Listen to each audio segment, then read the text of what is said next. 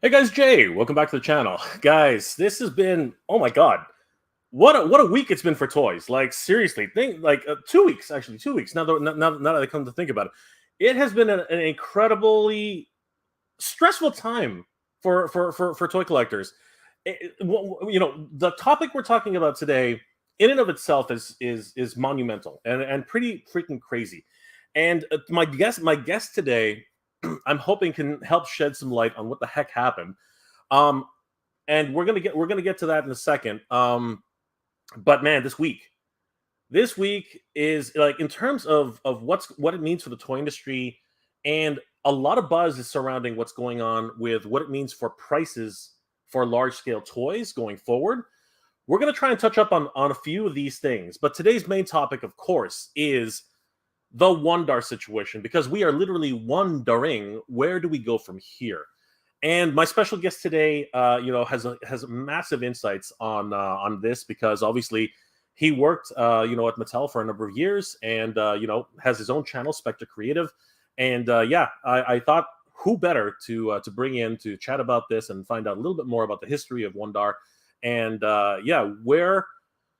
what happened exactly? What the heck happened today? So, guys, please give a warm welcome to my special guest, Scott Neitlich, everybody. Scott, how are you tonight? Today. Hi. I'm good. I couldn't find my Wun-Dar, but I found my another repainted. Yeah, that's awesome. I've got Stratos too, but who cares? All right. Hi. Absolutely. Good to see you, Scott. You too. Thanks for having me on the show again. Thank you for being here. Absolutely.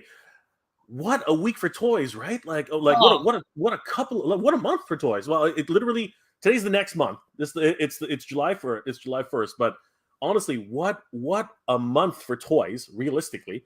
But the last 2 weeks have just been a roller coaster for fans' emotions, like just all over the place, right? It's just been sin. Oh my gosh. Okay, sorry. We have a really quick super chat. Red Foreman, thank you so much, my friend. Thank you so much for the super chat. We're gonna read this quickly. Still showing 2 Wun-Dars on order. No guarantee they'll actually ship for me. Hey Scott, looking forward to seeing your thoughts on this. This is awesome.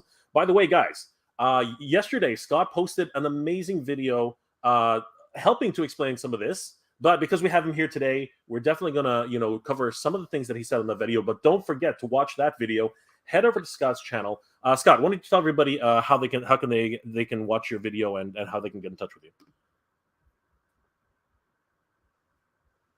If you can navigate over to my channel, it's pretty easy. Spector with an O, Creative on YouTube.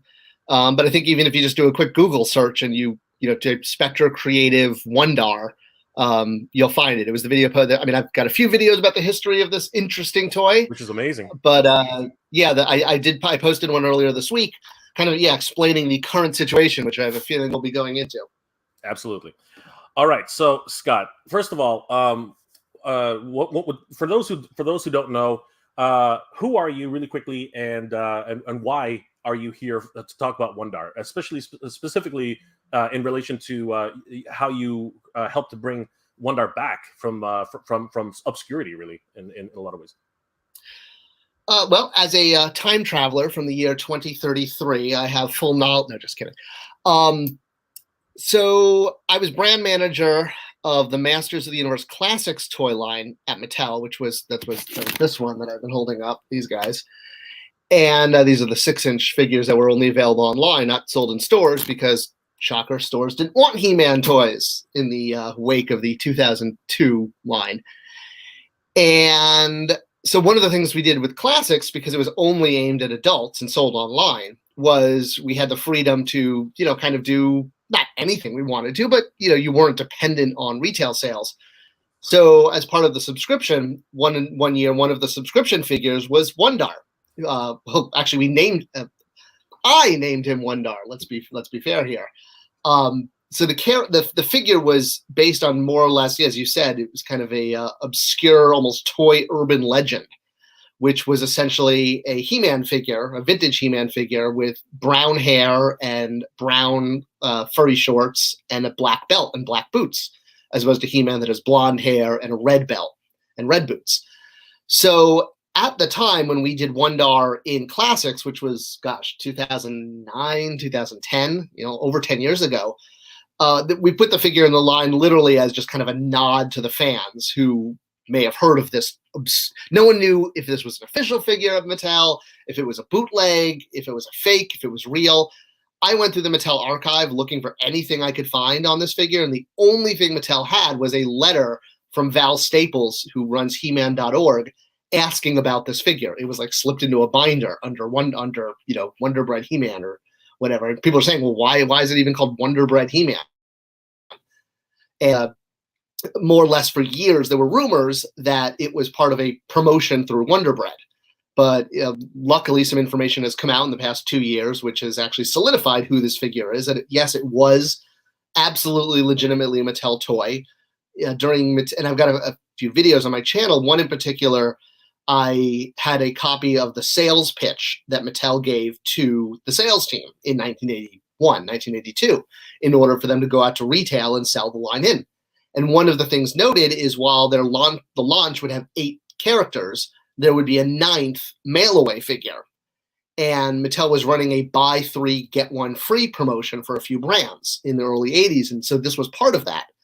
And the reason that the figure went into obscurity is after shipping, Mattel received a negative letter from a parent who felt that the figure wasn't what, her kids were excited. They thought they were getting like, a Boba Fett or a Cobra Commander. A lot of the mail-away figures back in the 80s were original characters. And the fact that they got basically what amounted to a naked He-Man, he didn't have armor on. So you basically got a repaint of He-Man without his armor. And then, 2 to 3 out of 5 potential weapons. They were cast in red from the Castle Grayskull weapon rack. So because of this negative letter, the president of Mattel, Ray Wagner, said, okay, fine, pull it. And I know people might be like, why would you pull a promotion from one letter? But the thing is, one letter usually represents a lot of people. And why even put your foot out there for any negativity when pulling it prevents that? And that's basically why things like that get pulled, even with, how the power of one letter can change, a promotion, especially back in the 80s. Nobody, if there's one, they basically didn't want to wait for the 4th or 5th letter and for this to become an issue. Why harm a brand that they're trying so hard to build? Jay, I'm sorry, you were gonna. No, well, we can see the results of that now. I mean, like social media.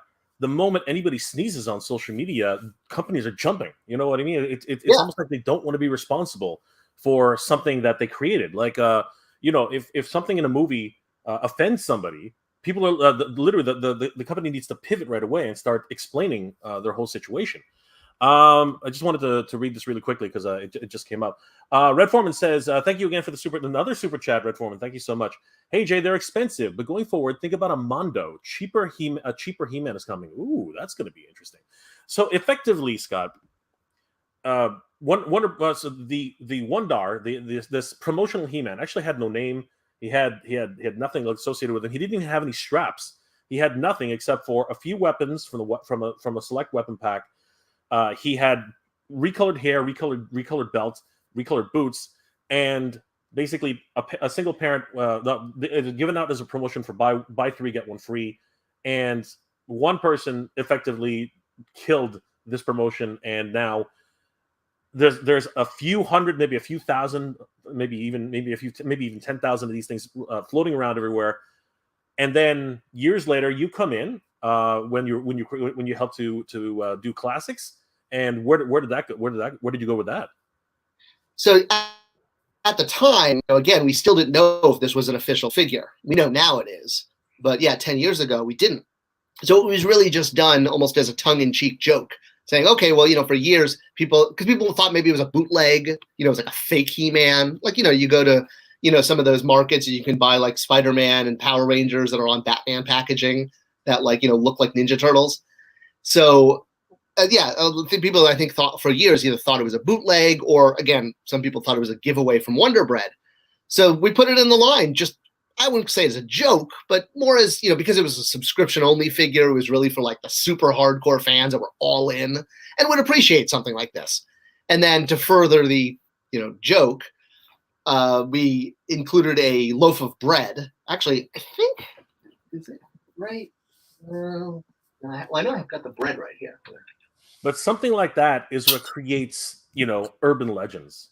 Yeah, so Something, here's the bread something like that, where all of a sudden people are looking at it and they're like, wait a second, I remember something like that. I remember this, right?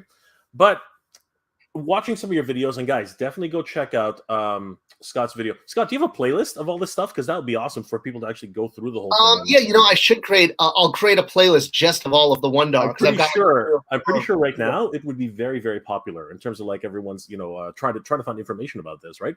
But basically, in Scott's video, he explains that the original Wun-Dar actually had no straps.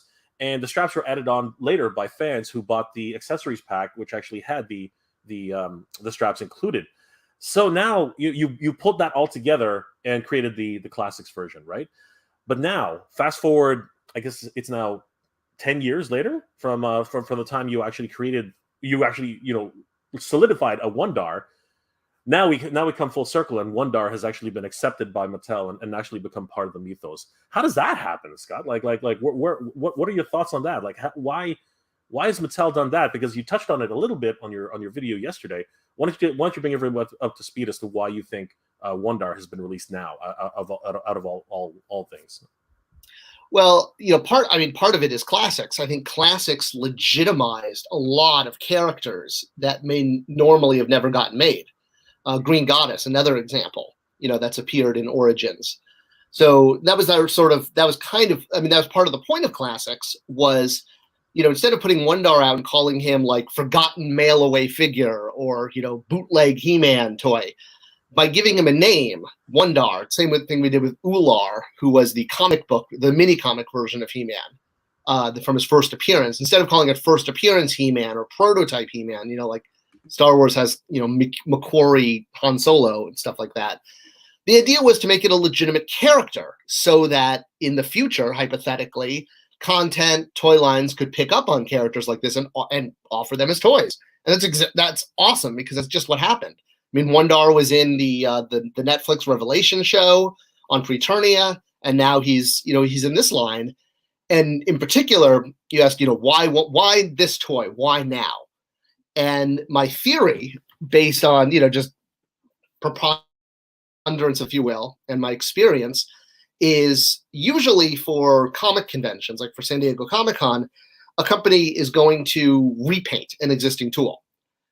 Great example is when Palisades was doing Muppets. Every year, their Muppet exclusive would be like, I think they did like Invisible Beaker one year, and same thing with the Swedish Chef. They did like a messy version. They did tool up some things, like they had an Indiana Jones Kermit. But the point is, if you look at most companies do, even Hasbro, does this, like their Jurassic Park exclusives and their Black Series Star Wars exclusives have pretty much been packaging executions with maybe an extra accessory.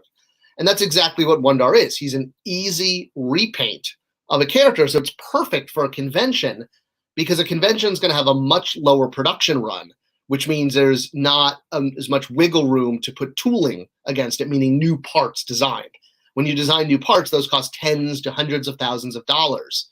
So if you could take a figure that you already have the mold for, offer it in a new color, in clear, in whatever, with just a new head, that's why comic convention items are usually, what fans might say, like, they look like cheap repaints, if you will. But it's not that they're being cheap, it's that you can't afford to tool things when the run is so small, because you just make enough for the show. And my theory, I don't work for Mattel right now, is that Mattel, if you look, every company, Hasbro, Funko, NECA, they've all revealed their San Diego Comic-Con figures, whether or not they're going to sell them at the show or they're just going to sell them online. The one company that has not, and correct me if I'm wrong, is Mattel. And my theory is that Wun-Dar was prepared by Mattel for a Comic-Con exclusive. One of the other things I've mentioned, which wasn't in the video, but I've said in other videos, is that brand managers swap constantly. You're lucky if you have a brand manager for 1 year. What that means, and the brand manager, think of that as like the captain of the ship. basically. You've got a crew, and on your crew are designers and painters and sculptors and packaging and legal. You've got a whole crew to make the toy, but the brand manager is the captain.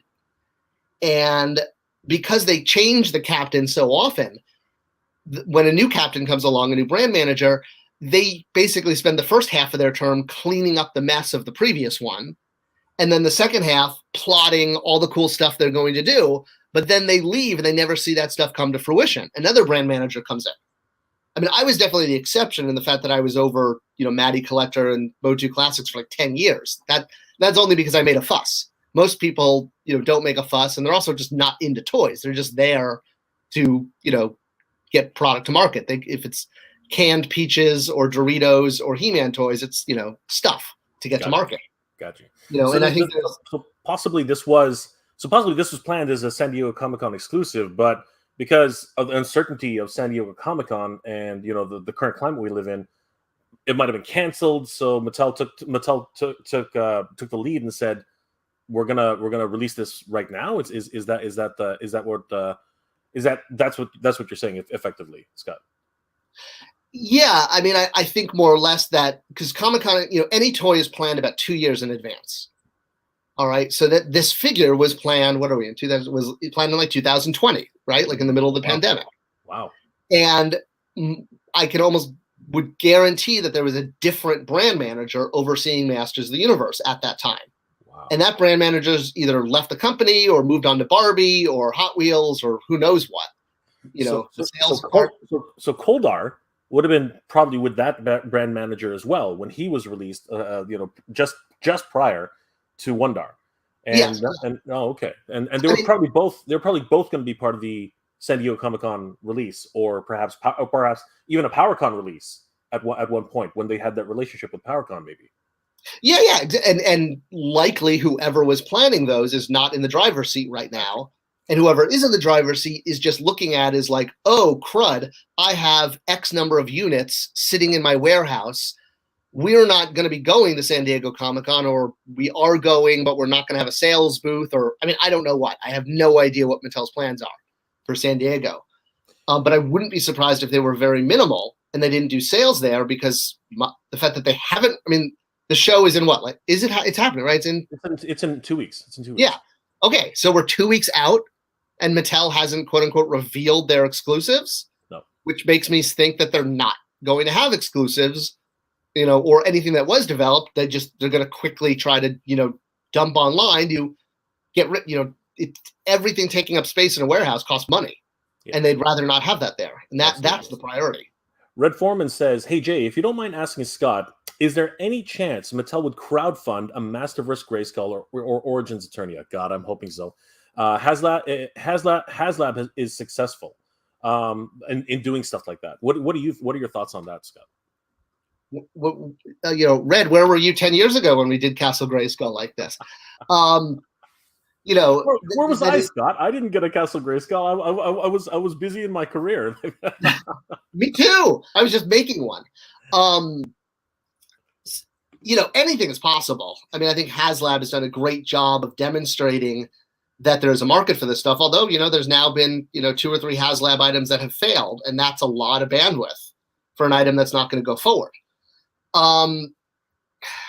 They could, I know they have Mattel Creations now, and they did do a WWE, I think, playset ring, and some other items. It just depends on whether or not Mattel wants to allocate the resources to something like this. The reason that they allocated resources to Classics and to Matty Collector is because, well, I mean, honestly, they had a brand manager like myself willing to do it. Because that was not my job. My job was to run the DC retail line. I did Matty Collector as like an extra thing on top of. I mean, it's not that Mattel wasn't paying me to do that. I don't want to give that impression, but I basically volunteered to take on more work because I loved doing it. And the problem is a brand like Matty Collector or Origins or Mattel Creations, whatever it is, from my experience, doesn't produce enough revenue to justify a headcount. Mattel has basically a tier system of how their brand managers work, and you're required, if you're a brand manager or a director or a manager, as you work your way up, to oversee a certain amount of financial business. Let's just call it, for 100,000, 1 million, 5 million. I'm making up those numbers. So let's just pretend that 100 million or 100,000 is the bare minimum. Unless a brand is making $100,000, then it's not worth it for a company to hire someone full-time to run that brand because it's not making enough money. So that's really what it comes down to is there enough money for them to justify the bandwidth of the team that would have to work on it? Got you. Having said that, though, is Mattel influenced enough through like what's it called, change.org or other places where you can petition, something like if you go to change.org, you put up a petition to create a Castle Grayskull.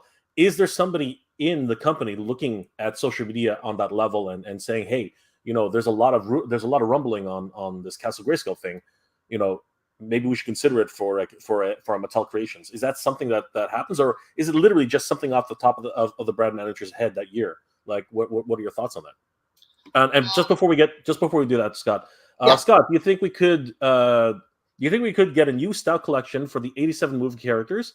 I would really like to see a Masterverse Sorceress, probably a Masterverse Tila, probably not Master, yeah, probably a Masterverse Tila, probably a Masterverse Duncan as well. I would imagine from the Stout collection, but that was handled by Super 7. So, Scott, what are your thoughts? Sure. Do you want me to answer that one first? Answer that one first because that's a super chat. Okay. So an 87 line that Stout William Stout collection is what they called it at Super 7 because it wasn't based on the movie. It was based on the concept art by William Stout because the movie rights are with Warner Brothers, and Warner Brothers won't license it because there's not enough money there. It's not that Warner Brothers is being stingy. It's that any large company like a Universal, a Sony, a Warner, they have to. There's a video actually that was on my channel about a week ago from my friend David, who's a toy lawyer. If you type in toy lawyer in Spector Creative, you'll easily find it. And he talked a lot about the minimum guarantees with licensors. So if you wanted to license something like the 1987 He-Man movie, you would have to pay the owner, which in this case is Warner Brothers, a certain amount of money in order for them to even be willing to license it to you. And you'd have to show them a financial plan of how you're going to make this minimum guarantee and how you'll make money on top of that. The problem is a He-Man 87 movie line wouldn't make the minimum guarantee. I mean, we've done it. We put together the proposal, and the money doesn't make sense. There's not enough. There aren't enough sales there based on, even looking at like what Motu Classics was doing, and even if you tripled that and said, okay, we'll sell 3 times as many if we do the 87 movie, it's still not even close to the ballpark. Like you're not even entering Fenway Field here. Like I think a lot of people still just don't get how small adult collectors are, like the market. I keep saying the same thing. The toys are still made for kids. Like toy companies will market towards kids, and the adult collectible market is specifically just a small portion of that. And it's for whatever reason, there are brand managers assigned to it, but it's just one of those things where we're privileged enough to actually have adult collectibles, and every now and then it gets a blip on the sales charts, but it really doesn't like affect their bottom line really. And that seems to be the biggest thing. But is there a chance at all? Like again, and this actually connects to the Castle Grayskull question. If someone was to actually do a change.org or some sort of petition, would Mattel and social media, if there's some sort of like movement where everyone was like, we need a Grayskull, we need movie sorceress, we need all this, and there's enough interest, is somebody monitoring all that at Mattel, and is it possible that we could actually create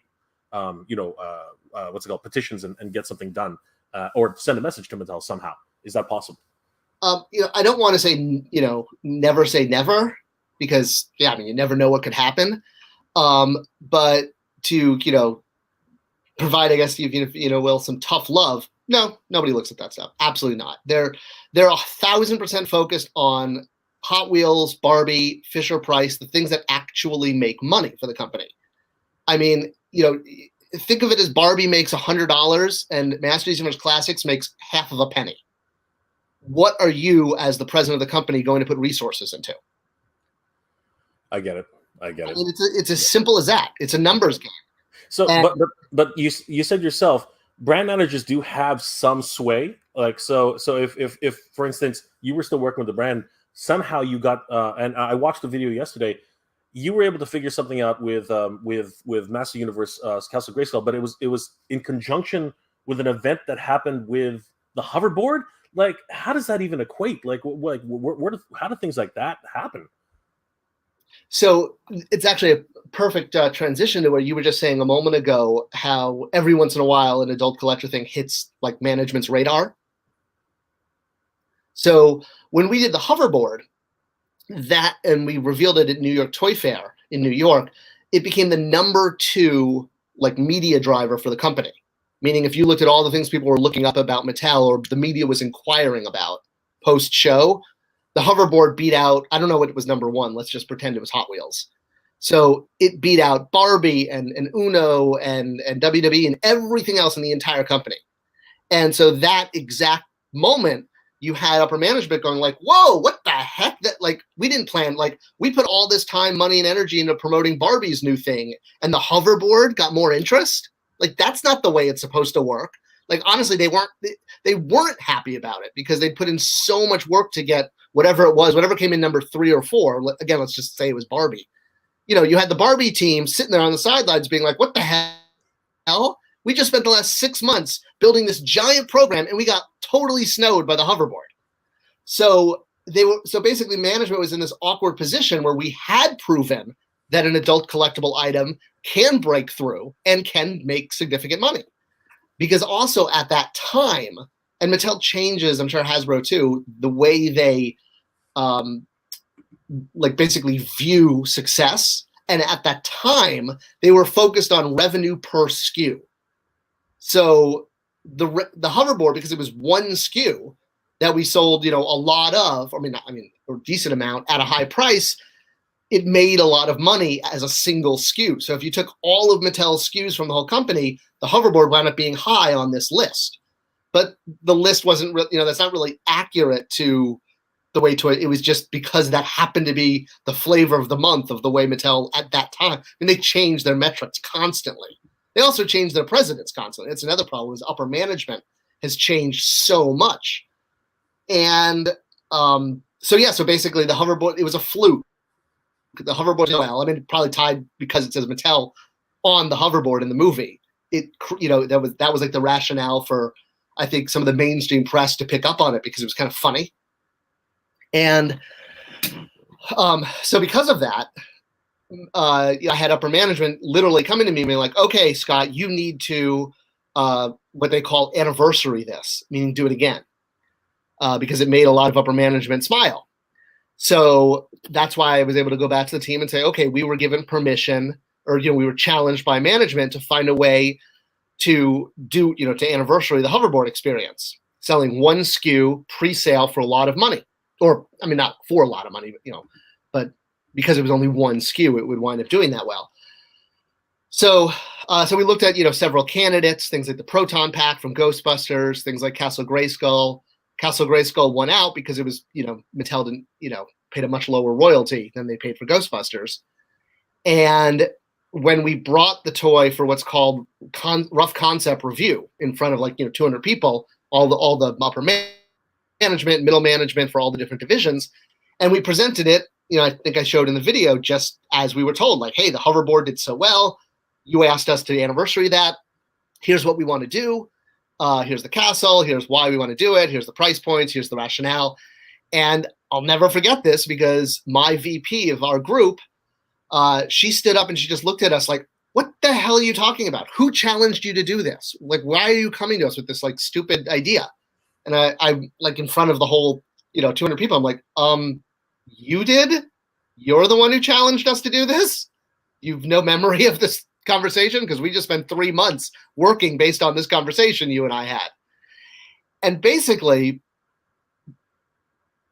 well, I don't know, I don't want to say, but that situation, I guess to be blunt, embarrassed her to the point that she had to green light at least putting it out there for pre-sale. Because she was like, oh, crap, you're right. I did tell you to do this. All right, fine. Put it up for pre-sale. I don't care. Nobody thought we would ever hit the number. They thought we were wasting our time. But they're like, look, Scott, if you want to do this, like as long as you get your regular job done and you're managing the DC retail line, that's fine if you want to also try to pre-sell this Castle Grayskull. Wow. So I think that, if I hadn't caught her in that embarrassing moment where in front of the entire company, she said, what are you talking about? And I had to be like, you're the one who told us to do this? So, that's why the hoverboard helped it get made. It took that specific set of circumstances. That's incredible. Anecdotes like that are just insane. It's like behind the scenes of the movie.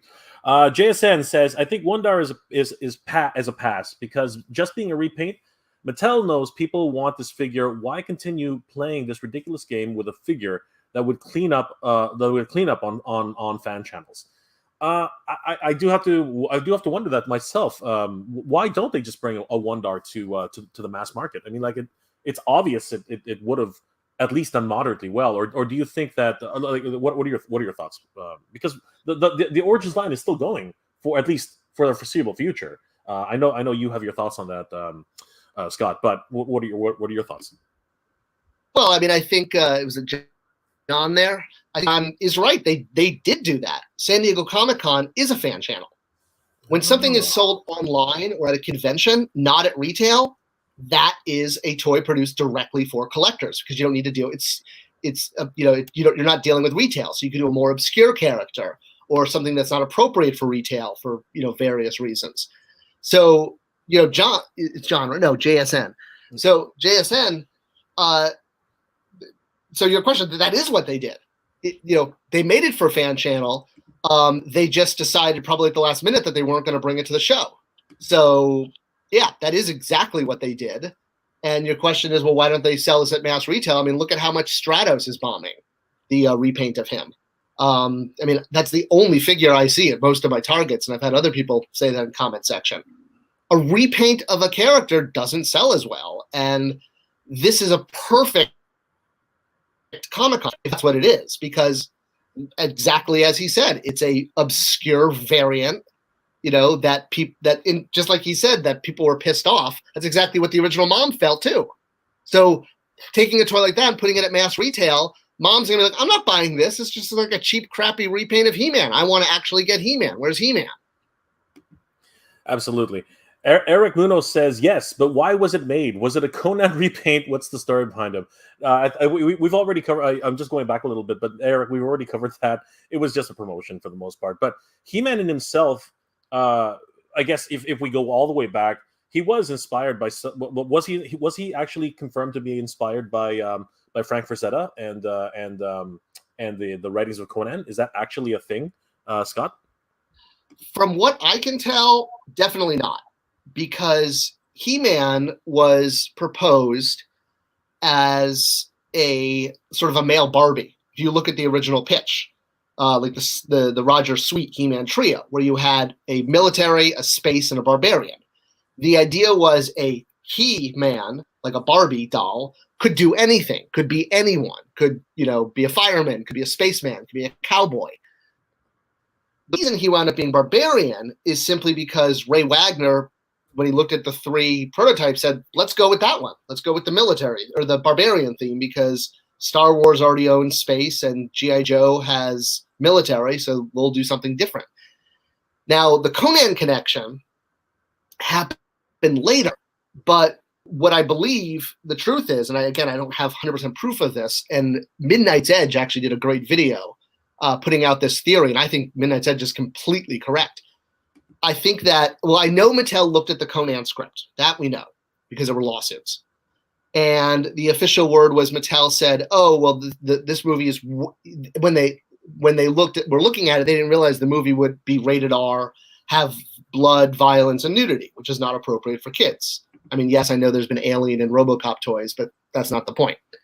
So Mattel definitely passed on doing Conan, but what I think they may have done is deliberately sat on the option rights to the Conan license, not to make He-Man a ripoff of Conan, but to prevent anyone else from making product that would compete with He-Man.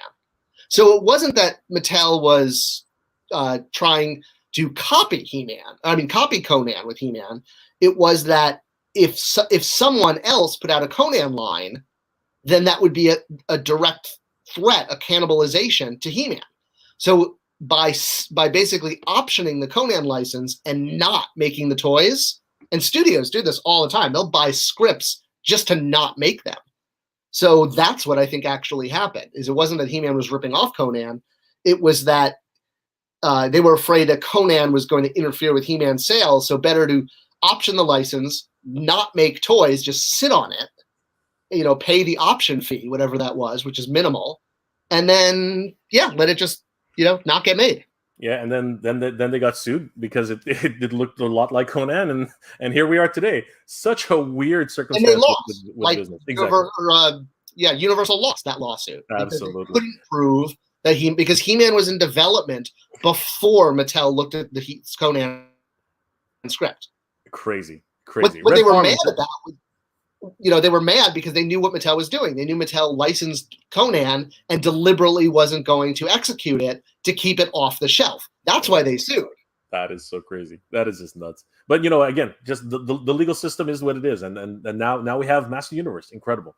Red Foreman, does Koldar open the way for more Filmation designs in Origins or Masterverse? That's interesting. There's a wonderful. It appears if we look at this, they've already created multiple 2000X versions for the Origins line.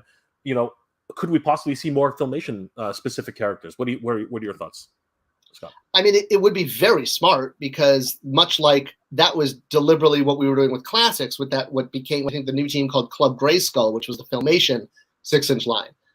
Filmation basically offers a great opportunity, much like 2000X, to re-release all the major characters again. Because once you get down to, repaint Stratos and trying to think who else is clogging pegs, but once you're down to this level of characters, they don't sell. And so if you could put He-Man out again in 2000X or Filmation look or whatever, that's who sells. So yeah, then that's what Super 7 did. They were putting out Filmation-styled 5-inch figures, which was really cool. Absolutely. Just so that everybody knows, I'm not trying to do any favoritism here, but I everybody in the chat, thank you so much for making comments. But I will not highlight any negativity. I'm not gonna do that. Like, Scott's here as a guest. We appreciate his time, and I know that a lot of people out there have an opinion about certain things, but truthfully, this is not the time or place or the venue for that, guys. I know what you're saying. I understand that, but the reality is that negativity is not going to get us anywhere. All right, like that's I'm gonna put a pin in that right now. Like we're here to actually share our love of toys.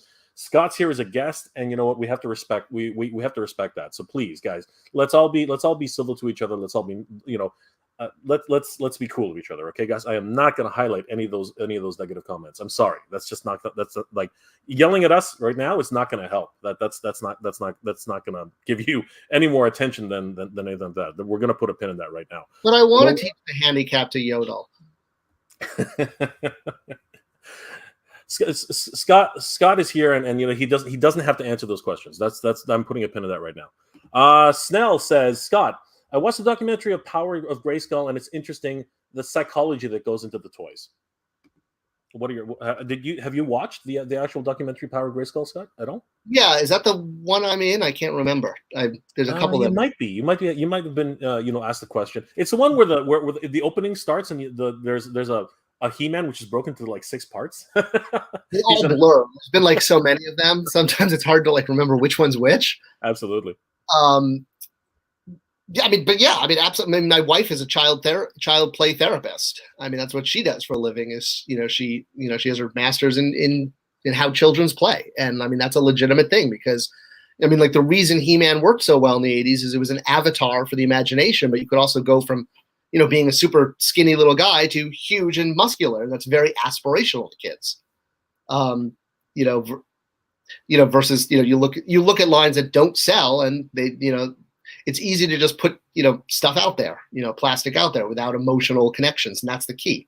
That's actually what Spector Creative does is, the main service that I do. I mean, I make YouTube videos for fun and publicity, but what I actually do is I work with companies, entrepreneurs, studios. As an example, one of my services is called Toyetic Script Review, where I read studio scripts and I help them put toyetic elements and emotionally centric elements in there that are going to resonate with children. As opposed to, you look at, like, say, the Dark Knight Rises movie, the Heath Ledger, film that was so dark and didn't sell toys. It was a great Batman movie, but kids couldn't relate to it because it was so dark. So yeah, there's absolutely emotional connections there. So let's get back to the actual not that because there have been so many super chats that we've gone through the history of He-Man. It's so amazing, but let's get back to what we're actually talking about here. So, sold out in 3 freaking minutes. Oh my god. I don't think anybody expected that. Sorry. I think that there was an expectation that it would sell out quickly, based on the kind of mythos that it had, the kind of fever that was surrounding it. But I think what really was the catalyst was Koldar. Koldar sold out in a single day. I think it was like 4 or 5 hours, something like that. And I think that a lot of people were caught off guard by that. Many fans actually did not get the news in time, and he sold out very, very well. So I think that Wun-Dar's success, how fast it happened, was because there was so much buzz around the fact that Koldar sold out so quickly. So people wanted to be ready and get ahead of the game and try and get in there. But what are your thoughts on between Koldar and between Wun-Dar? Like, what are your thoughts on that? And I'm going to ask you a follow-up question after that. But what do you think about what's happening with the current situation? Like, and people are so upset about this. It's ridiculous. No, and I understand. When it's one of the reasons that I don't want to say I was against Origins, because I've never been against it, but that I've been concerned about it because I kind of knew this was going to happen. That they were going to start to put stuff out, and people who want a complete collection weren't going to be able to get one. And the reason yes, I do think the fact that the Koldar figure sold out quickly obviously inspired people to try to get on board to buy Wun-Dar, but also, again, my theory, preponderance of the evidence, balance of probability, is it was designed as a Comic-Con figure, and they had enough that they could sell X number of units per day and have a big line and get that visual. It wasn't designed to be sold online.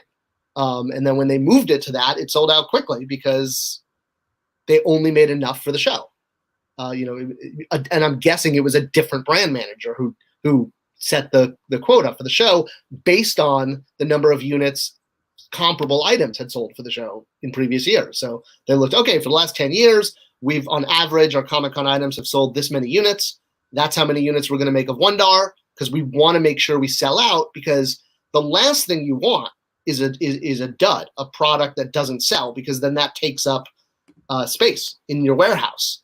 An example I've used has been things like Rose Tico from the Star Wars line. I was working at Entertainment Earth at the time when Episode 9 came out, or 8, whatever it was, and the Hasbro and Lucasfilm were really pushing this particular character, saying that she was going to be a breakthrough character, make sure to order a lot, and companies did, and she didn't sell. And like literally, there were just pallets and pallets and pallets of Rose figures sitting in the Entertainment Earth warehouse until finally they got rid of them in a sort of a flash sale, super cheap. So that's what they're trying to avoid. Toy companies would much rather have pissed off fans about than extra product. Extra product is a much worse problem to have. Wow, that's but it makes sense. I mean, like, when you spent that much money and that much time in marketing and everything like that, only to have it sit on the shelf, you're basically losing money every day, because you're paying for that space, that shelf space as well, right? From what I understand. And the best, absolutely. The best way to think about it is don't think of Wun-Dar as action figure. Pretend that Wun-Dar is a pen, and you're buying a pen. because we don't have an emotional connection to pens. We have an emotional connection to action figures. So, you know, if a company produced this special pen for Comic-Con, because that's got a special wrapper or different colored, you know, cap, you know, but if they couldn't sell, you know, none of us have any, you know, we couldn't care less about this pen.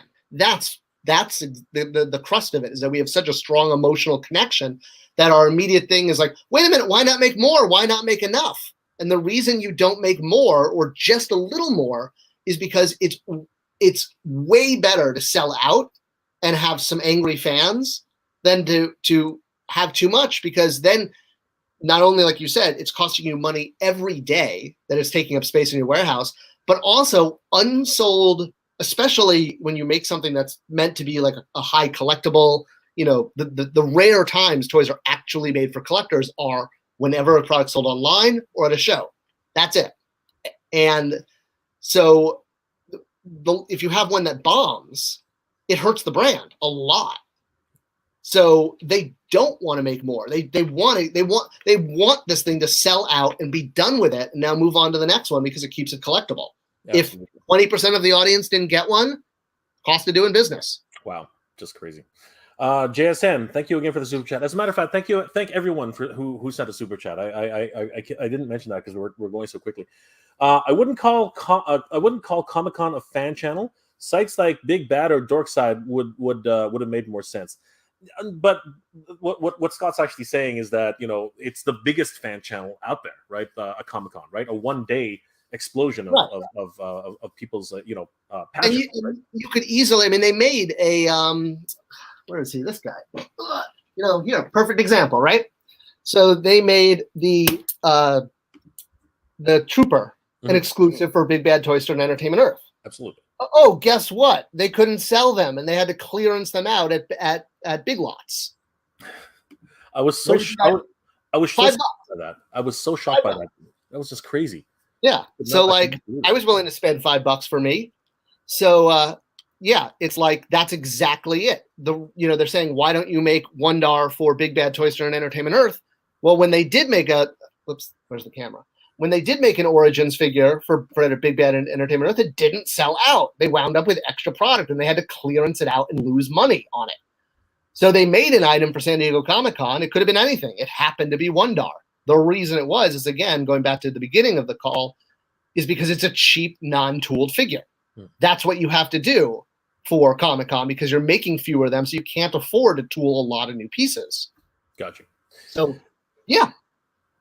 Carlos says Wun-Dar and Coldar were both announced at PowerCon 2021 as a Mattel Creations online exclusive. What is the average production run for a Comic-Con or limited exclusive? 2K, 3K, 10K? For I guess a good example would be the runs you did when you were involved in the Comic-Cons. So that's actually one thing I can't talk about because production is proprietary. Okay. But I will tell you, when I was on the line, when we did a Comic-Con exclusive, we tried to do like a different version for the show versus online. Like Orko had a color change, or Hero had the word Comic-Con under his armor if you bought him at the show. Sometimes there was no change, like Rock-On and Stone-Dar. But because I knew we had subscribers, and I'll make up a number. Let's just say we had 100,000 subscribers. We didn't. But let's just say we did. I would have loved to have had 100,000 subscribers. So whatever we made for Comic-Con, I always made sure we made that the number of subscribers we had, we made that amount too, because I knew everyone who's a subscriber is going to want one because they're completists. So basically that's exactly it, is that Mattel just made it for the show, or just for online, and wasn't making it for the larger completists out there. Absolutely. And I totally understand that you can't talk about the regardless of if you're on an NDA or not. It's just something that professionally you shouldn't be you shouldn't be talking about that at all, because it's not something that people won't hire you afterwards if you start spilling. right. Yeah. Production runs, are very proprietary for companies. Absolutely. So. Red Foreman, thank you again for the super chat. Motu, G.I. Joe, TMNT, Transformers. Does Scott know why some of the biggest boy lines are mostly still 80s properties? Oh, that's a really good question. But you know what? I think we have to clarify that. Wait a second. Three out of the 5 you mentioned are actually still kind of adult collectibles. The 2 that are still existing are definitely boys lines. So Scott, what are your thoughts? I guess the real question is, why is TMNT and Transformers still 2 of the biggest boy lines, originating from the 80s? Is there any correlation, do you think? Well, I think the correlation comes from the fact that, and again, there's a video on Spector Creative about this. In the early 80s, Reagan came into the presidency. One of the things he did was he deregulated the FCC. He wanted basically the consumers and parents to decide what was appropriate for children, not bureaucrats. So by doing that and getting rid of a pre-existing rule that said you couldn't make content that could be basically interpreted as a toy commercial. I mean, that's what a lot, He-Man, Transformers, G.I. Joe, My Little Pony. I mean, they were more or less toy commercials disguised as cartoon shows. So when, under Reagan, the FCC was deregulated, it opened the door for all of this awesome creativity, this moment in time. Congress closed that as soon as Reagan left office. They reversed it. So basically, the 8 years that Reagan was in office, so much imagination-based play was allowed to thrive because they could make this content. There were no regulations on it. And so the reason you still see them today is because once the regulation went back into place, companies stopped, for the most part, creating new stuff. I mean, there's Ben 10, there's Toy Story. Obviously, there are things that have happened in the last 30 years. But the creative explosion that was permissible in the 80s because of that deregulation is what allowed these properties to come into existence. The other side of that coin is that companies, studios, toy companies, IP owners are absolutely frightened of failure. I mean, just look at the Buzz Lightyear movie, right? That completely tanked. It was supposed to make $350 million and it barely made $50 million. I mean, Disney's going to lose a lot of money on that. So is Mattel. There's huge end caps at Target for that movie that's not selling. And it's not important why it didn't do well. That's a whole other YouTube video. But that's the point, is studios can't afford to have fail. They can have like one failure like that, maybe in a few years. So it's much safer to bet on He-Man or Transformers or Cabbage Patch or Pony, something that has an existing fan base, even if that fan base is getting old and gray. It's a safe bet versus creating something brand new, because even older properties that they bet on, like Buzz Lightyear is part of the Toy Story property. That's why that movie was made, as opposed to a movie called Bob Johnson's Space Ranger, if you will. So even a proven property can fail, why in the world would a studio want to try an unproven one? Absolutely. Here's a funny one. Simple Tricks and Nonsense says, I want to start a Kickstarter to get Scott better internet and a better webcam. Oh, that's funny. I appreciate that. Thank you, Simple Tricks and Nonsense. I do need a better web. I have a really good. Everyone's been saying my microphone isn't good, but I have this really high-end mic I bought from Amazon. I think I'm just not talking close enough into it. I don't know. They tend not to pick. There are very, very close end mics. What you can do is you can raise the gain on your laptop. That can help a lot of times. Oh yeah, no, I've done that too. Yeah. Okay. So where do we go? Where do we go from here, Scott? Where do we go from here? Guys, once again, I want to apologize for not getting to everybody's comments. I try to flash some people's comments on when I can. And to everybody who is trying to shout at Scott and ask him to answer questions, look, guys, everyone's entitled to their opinion, and we get that. But again, this is not the forum to be asking somebody direct questions when we're here to talk about one specific topic, not something from 3 videos ago from Scott, like a video from 5 years ago from Scott.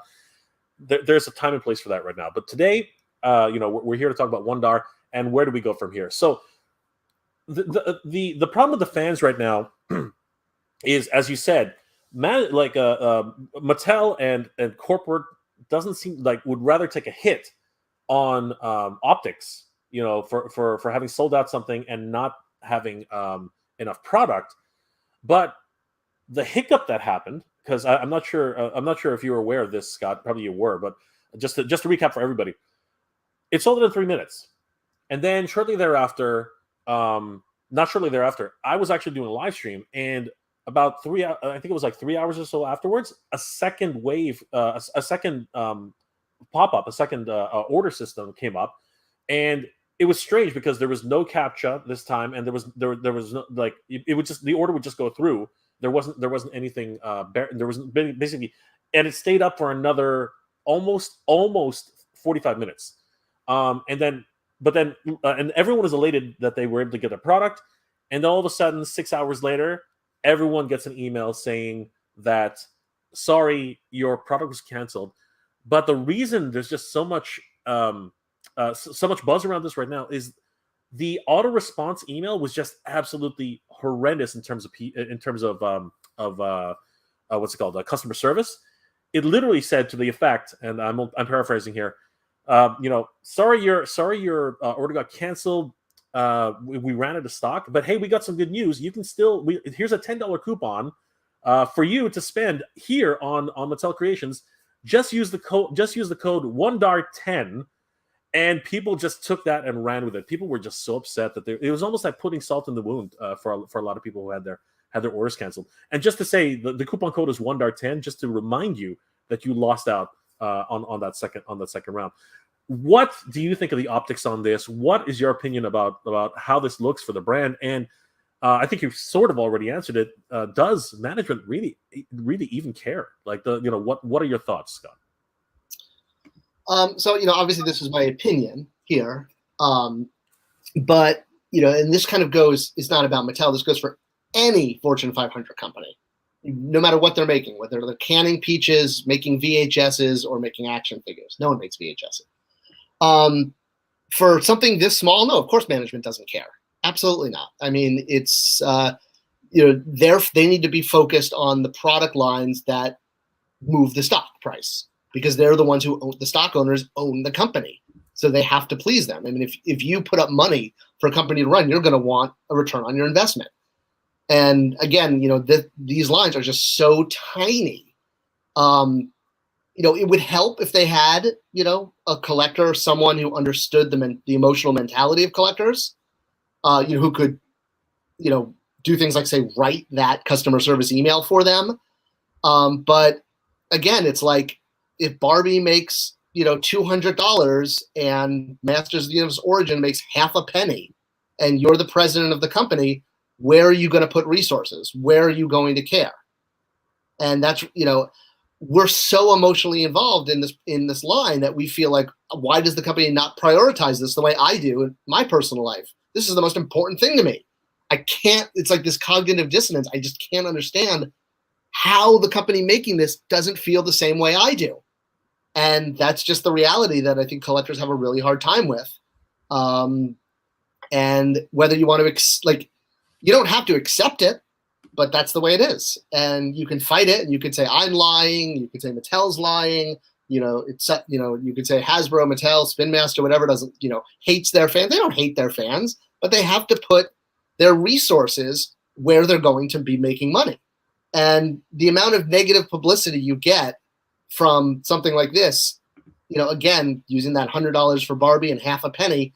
So you've got half a penny versus negativity, versus if something like this happened on Barbie, you'd have $100 worth of negativity, which might actually matter. It's tiny. I can't drill that into, enough. It's like, this is just such a tiny action figures alone are a tiny part of the toy market. I mean, action figures is one of the lowest categories. So here you have a low category within a category. And, it's Super 7, NECA, they're set up just to do adult collector stuff, because they don't have the huge overhead that a company like Mattel or Hasbro have that allow Mattel and Hasbro to make money off of preschool toys. That's where the money is, and outdoor toys. So effectively what you're saying is that a multi-billion-dollar company,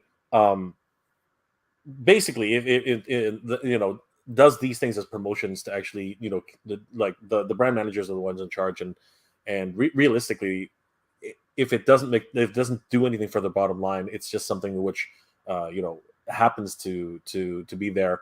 But why did they do it then, Scott? Why have Mattel Creations? Is there a reason to have it in the first place?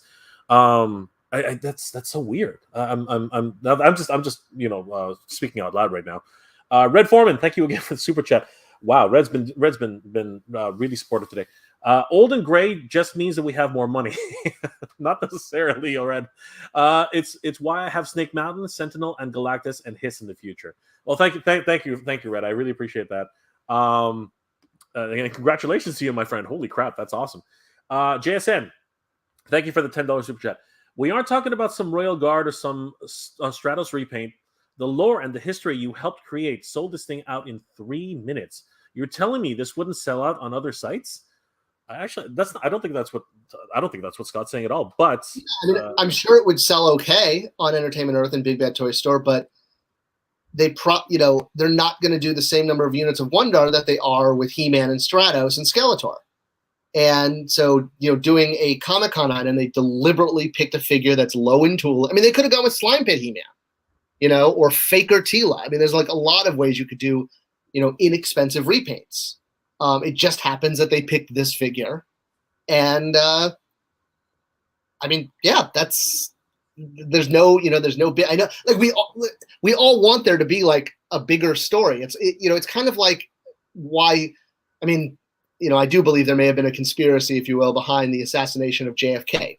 But let's throw that on the table real quick. One of the reasons that America had such a hard time accepting the cover story that Oswald killed John F. Kennedy was the idea that one, country bumpkin could take down the most powerful person in the universe or the country. And that cognitive dissonance is partially what led to it had to be this whole conspiracy and the mafia and the aliens and the Illuminati and the Masons and all this stuff that were responsible, and maybe they were, but that's a perfect example. Is we're so emotionally connected that we feel like, oh my God, there has to be a bigger story here. There has to be more. There has to be more rationale. When really it's just no. They were just doing an inexpensive repaint for the show. They decided they're probably not going to go to the show. Oh crap! This is sitting in our warehouse. Just someone put it online and just get rid of it quickly. I mean, it's as simple as that. Yeah, it really is interesting. That as fans, we tend to take this personally, right? I guess that's the overall message here, and that the reality is, in a lot of ways, it's just business, right? Yeah, I guess that's really where it goes. I think that if there was more brand managers like you who are fans, right, there would be more love in taking care in the overall properperty. But not everyone's a fan. Not everyone, this is just a job for a lot of people, I guess. For 99.99%. I mean, and I don't know if the video's gone live. Yeah, no, I don't think it has, because I work about 30 days ahead on my channel. But I have a video coming out next month where I talk about why toy companies don't hire more fans. And the reason is it's much more important to have someone who has the skill set of getting product to mass retail, which is something that can either be done through experience or taught in school. Like if you have an MBA, that's what they teach you. You spend 2 to 4 years in school learning how to do this. And you might think, well, it's going to be advantageous to have someone who knows the lore, knows the property, is a fan. Well, yeah, but they could just buy an encyclopedia. And that's the thing, is a Star Wars or He-Man or Transformers encyclopedia will basically teach you everything, the bare minimum of what you need to know. And the bare minimum, fortunately, unfortunately, is enough. That, a company would much rather have a brand manager with a history or the formal education to be like, yes, I trust that individual is going to know how to take this brand, turn it into consumer product, and get it to the retail shelf, which is a really hard thing to do. It's not easy. So if you have your choice of hiring someone who knows a lot about the property or someone who knows how to get product to retail, you're always going to go with the person who can get product to retail. If that person also happens to be a fan, like Steve Ann, who's the lead toy buyer for Walgreens. That's why we got so many awesome things at Walgreens, because he was a toy buyer. He had the knowledge, education, and experience to be a toy buyer, but he also happened to be a fan. And as a direct result of that, that's why we got so many cool Walgreens exclusives. He's now left Walgreens, and you could see, much like when I left Mattel, Matty Collector fell apart. When Steve Ann left Walgreens, look, they're all now online only, or they're going away. Yeah, it really, again, as fans, we tend to take things personally, and that really does affect our judgment. And you know what? It's having some perspective from somebody who's been in the industry, but also a fan who can connect with us. This is, I think, why, you know, your channel specifically is a resource for a lot of people who are willing to like learn. But not everyone is going to agree with you. You know, we do have, for instance, the man-child.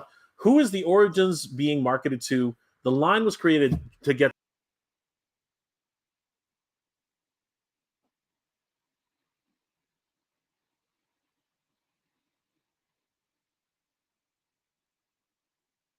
Sorry, guys. Did I lose you? I don't know what happened there. I lost. I lost connection. Yeah. The line was created to get.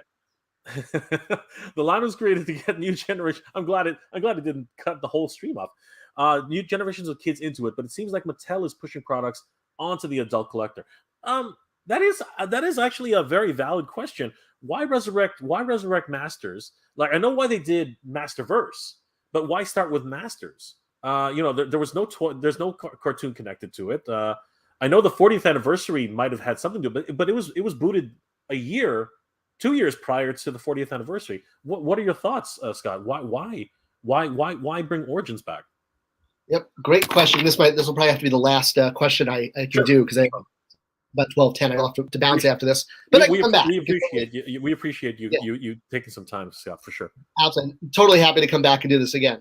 Absolutely. So it's funny he's asked this, because I also have a video about this that I just recorded a few weeks ago that'll probably be up in a week or two. Okay, so all right, so here's the again, you know, my hypothesis, but based on preponderance of evidence.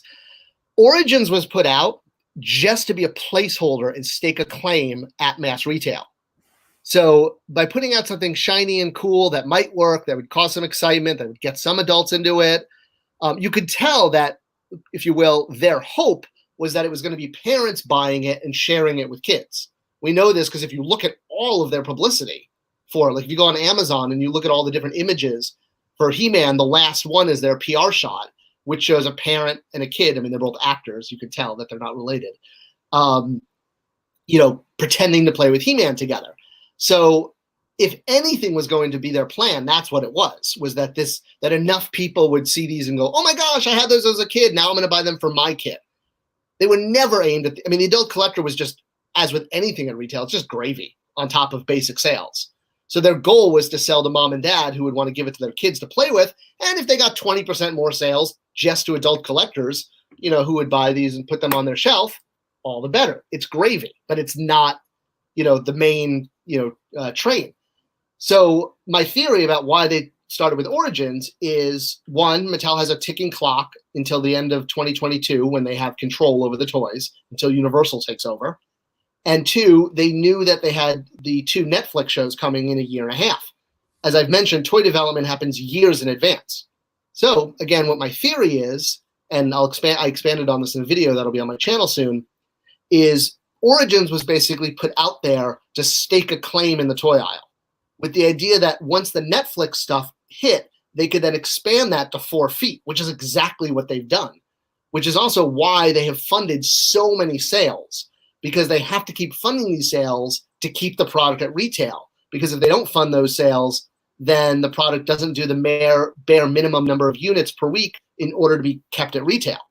So my theory is that Origins was just put out there to get something into the retail aisle, and then before retail had time to be like, okay, you know, Origins is doing okay, but it's not doing the numbers we need to keep it, they will be like, oh, wait, we're going to expand from 1/2 foot to 4 feet because we're going to, put an animation line and a minis line and a Mega Bloks line. We're going to create a 4-foot statement.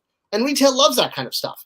So that's why I believe they did it, was because if they just came out and said, oh, we have this new show tied to Netflix, we want to put out toys, there's a much bigger chance that the studio is going to say no, because they're going to say, wait a minute, we remember what happened last time. These toys in 2002, these toys bombed. So yeah, I think it was all part of a long-term strategy to secure those 4 feet of retail in this calendar year when they got themselves a toady. When they funded all these sales, they're obviously putting a lot of money into the brand because they're hoping that, since they have 1 year left, that they can make, some money off of this. And if they don't, next year they won't have the license, so it doesn't matter. If you had the license for 1 year on something like Star Wars or G.I. Joe, you'd do the same thing. You'd want to maximize your license. So that's what I think they're basically playing the long game. And Origins was their, staking a claim so that they could grow it to exactly what's going on now. It's a really brilliant move, and I applaud them for it. But the adult collector was never, ever, and still is not part of the game. And if we keep thinking it is, and we keep seeing this stuff and thinking it's for us, then, we're just deluding ourselves. Okay, absolutely, 100%. I've always maintained that toys are for kids, and a company like Mattel, its biggest brands are Hot Wheels, Barbie, and the kids market. When you go to Toys R Us here in Canada, it's full of freaking toys, and they're all for kids. The action figure aisle is literally one aisle tucked away in the back. And it's so small. It's ridiculous. Whether it's Mattel, whether it's Hasbro, whether it's anybody, it's always the same. And I will admit, Marvel movies and DC movies have really helped to push it a little bit deeper. And I think maybe that's why, in my opinion, I think maybe that's why adult collectors is still a thing, because the movies themselves are actually something which is in the public consciousness, and there's a little bit of money to be made there, but for the most part, the majority of toys are still for kids, and people are fooling themselves. Sorry, I'm not going to put it that way, but guys, we got to really start realizing that kids are the main market for toys. Scott, I want to thank you again for being here today. It's been an absolute pleasure as always. One last question, just one last thing, just because we want to just try to put a cap on this. Is there a possibility for a re-release of Wun-Dar or Wun-Dar, similar to the way Triclops got a second release a year later? Is that in your opinion a possibility at all? You mean the way he got a second release, like a different version of him? So the comic book version of Triclops did a Mattel Collector. Sorry, not Mattel Collector. Sorry, my apologies. A Mattel Creations. It was released as a singular, but a year later they actually had a second sale, right? Yeah. For the same figure. Is that a case of stock which hasn't been sold off, or what are your opinion? What is your opinion? Is there a possibility we might get something like another one, like another Wun-Dar sale and another Wun-Dar sale? Is there any possibility for that? Basically, if there's enough demand from retail for more product.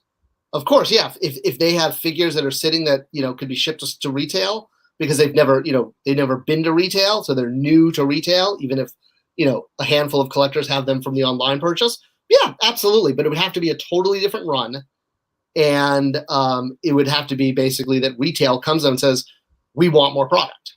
So it's 100% dependent. If Origins keeps going strong, yeah, absolutely. But in this case, it never went to retail. In this case, it was, as we said, seems to be San Diego Comic-Con exclusives. Well, right? I don't think that retail would be like, hey, give us Wun-Dar. Retail doesn't care about that. Yeah. They don't know who Wun-Dar or Trapjaw is. They're just going to say, hey, we need more product for this SKU number, which is the Origins basic figure, whatever that is. And so then that could be like, oh, well, let's ship. We could, if there's a clever enough brand manager on the line at the time, they could be like, oh yeah, we have a figure that's already tooled, paint, the deco's already approved and done. We just have to turn the machine on. So yeah, it could happen. Yeah. But actually, I'm talking about the Mattel Creations only issues, because what happened was Triclops, the comic book version, they had a specific release for that, and then they sold out pretty much immediately. It was during the Sunman exclusive as well during that time, and then what happened was about a year later they actually released had a second order, like they actually did re-release it. So what was the situation there? Do you think that there was enough demand from the fans, or did they just do it to bring up some sort of like keep the Mattel the Master Universe on Mattel Creations? Like is there a possibility for another Wun-Dar or another Koldar to get another release next year, possibly online? Yeah. I mean, possibly. I mean, I think you have a better chance of it showing up at retail if there's a big enough demand. I mean, they could, but again, so anytime you re-release a figure, you run into the problems of MOQ, where you have the minimum number you have to order. Yeah. And while there might be, let's say the minimum number is 10,000. All right. So let's pretend they've made 10,000 Wun-Dars and they sold out, and there's 2,000 people screaming that they want Wun-Dar. Okay. Well, in order to appease those 2,000 people, they have to produce 10,000 units. They have to produce the MOQ again. Every time you go into production, you have to produce the MOQ. So the question is, are there enough fans to justify the minimum order quantity, not the small amount that they would really want? Absolutely. I understand. So there is a tiny possibility, just like what happened with Triclops, but more than likely they just found another. More than likely they probably just found another box of them or another couple of pallets of them somewhere, and they just have to sell off the stock. Is effectively what you're saying with what happened to. No, I mean, I think they went into a second run. I mean, they did. Okay, yeah. So there is a possibility. Yeah, absolutely. But it's all going to come down again to anything they offer online is going to be done to complement things at retail. So it still needs to perform well at retail, unless they take the classics route and move the entire thing online, which would be great. That's where a line like He-Man would thrive. But again, then they have to hire a brand manager to run that, and they have to know that it's going to hit the minimum amount of revenue to justify that headcount. Absolutely. Okay. Again, it's just one of those things where, there's just so many people upset about this. There's just so many of the fans are really just, hoping for some closure. But obviously, again, as you mentioned earlier, we are fans and we're close to this, so that tends to really play into how people look at this. So, Scott, thank you so much for being here, my friend. I really do appreciate it. I hope you will join us again in the future, guys. Definitely go check out Spector Creative on YouTube. Scott, why don't you let everybody know one last time where they can find you and how they can reach you? Yeah, and any of you, I've been trying to read some of the comments as we go, but I do videos pretty much every day, so I'm always looking for topic suggestions. So leave them in the comment section on Spector Creative on the YouTube page, and I always credit people in the videos for who come up with the topic. So if you guys have questions about things that you're not sure of, I would love. That's why I did the channel, was to try to clear up a lot of these misconceptions. So yeah, check it out on SpectorCreative.com and Spector Creative on YouTube and Instagram and Twitter and all that. And I'd love to know what you guys think and want to know about, because I'm happy to make videos about it if I can. Thank you again, Scott. I really appreciate it, guys.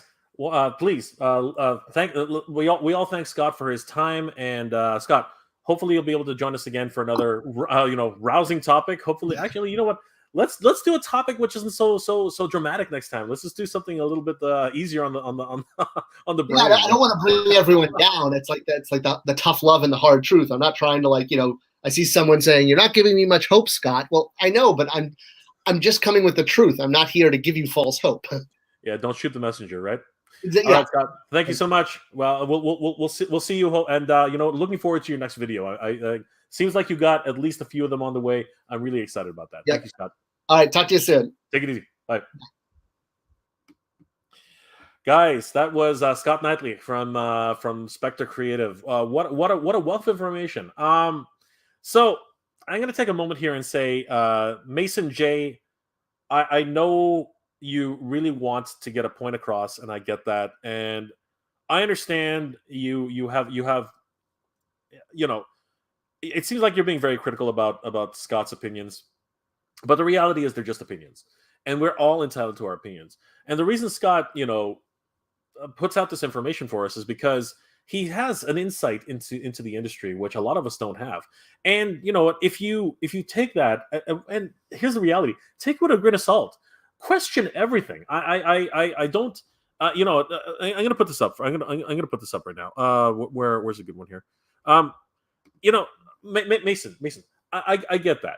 But you keep asking us for answers that maybe don't have any. You know, you keep asking for proof. You keep asking, the man doesn't have any proof. I mean, like he was with the company for years, right? But they're not allowed. He's not allowed to take information from the company. He can't do that, right? Again, NDAs, all this kind of things. These are confidential documents. You can't expect somebody to actually be able to, you know, conjure something out of the air and actually, you know, prove without definitively prove what you're saying. Unless you're actually currently in the company right now, the only thing Scott can say, and he says it on multiple occasions, that, you know, he bases everything off of what he knows, having been in the industry, right? And you know what? We take that. We should all take that as it is, right? Take it as face value. Don't look at this as Bible. It's something. So someone is speaking from experience, and someone is trying to assist us to like learn about the industry. I take that as a boon. I take that as something which you're not going to get anywhere else. Like who else is going to tell you how many, you know, like the idea of a minimum quantity order? Who knew about that? Who knew that, you know what, this is the type of thing that happens in the behind the scenes of creating Castle Grayskull? This was how, you know, Wun-Dar was created. You know, who's going to be able to tell you these little anecdotes? And whether they're true or they're not, no matter what, you have to admit they are giving us insights into what happens behind the scenes. At least a hearsay, you know, option of that. So we start to get a better understanding as to why certain things happen. Right now, his opinions may be 10 years removed. That's fine, but he's still working in the industry, right? He still consults for multiple different companies, you know, whether it be Entertainment Earth or sometimes the Super 7. You know, he does these things. He's still, you know, very active in the industry itself. So the information that Scott offers to us is invaluable on that level. But, you know, to challenge the man in a forum where we're here just to talk and have fun and, you know, learn about what happened, you know, or what possibly was the fallout of this, right? Let's respect the man. Let's respect every guest that comes on here and give them their due, right? Let's not clutter the chat with, you know, whatever facts that came up or whatever hot takes that Scott's made in the past. That's not what today was about. Today was about trying to figure out, you know, as a group, as a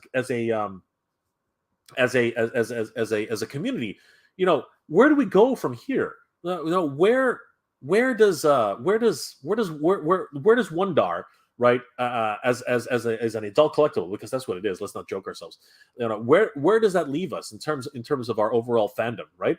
And you know, unfortunately, you know, Scott had to give us the honest truth. This is just business, right? In terms of what Mattel's doing, they're not our friends. Mattel is not our friend. Mattel is a big multi-billion-dollar company, and they have to make a bottom line, and that's basically where we are, right? And you know, short of saying that we're lucky that we even got it, you know, it's amazing that they even produced it, truthfully. Because, you know, if we are to take you know, Scott's words as fact, right? A minimum quantity order for a Wun-Dar figure, for example, you know, would it make them any money, right? In the big scheme of things, right? When you think about it, they only sold it for $17. What the heck? What kind of exclusive figure gets sold for $17? Like, you go to San Diego Comic-Con for well, he's not here, but Zartan, right? You go grab Zartan. Now, true, he had a crap ton of accessories, he had everything like that, but he was priced at like, you know, $60 or something like that. Well, I can't remember exactly how much it was, but Canadian, I remember paying at least $60 Canadian. Now, Wun-Dar doesn't have any accessories. He's only got the basic. He's got a sword. He's got a sword. He's got a shield. No, not shield. What does he have? He's got a sword. He's got an axe. He's got a blaster, right?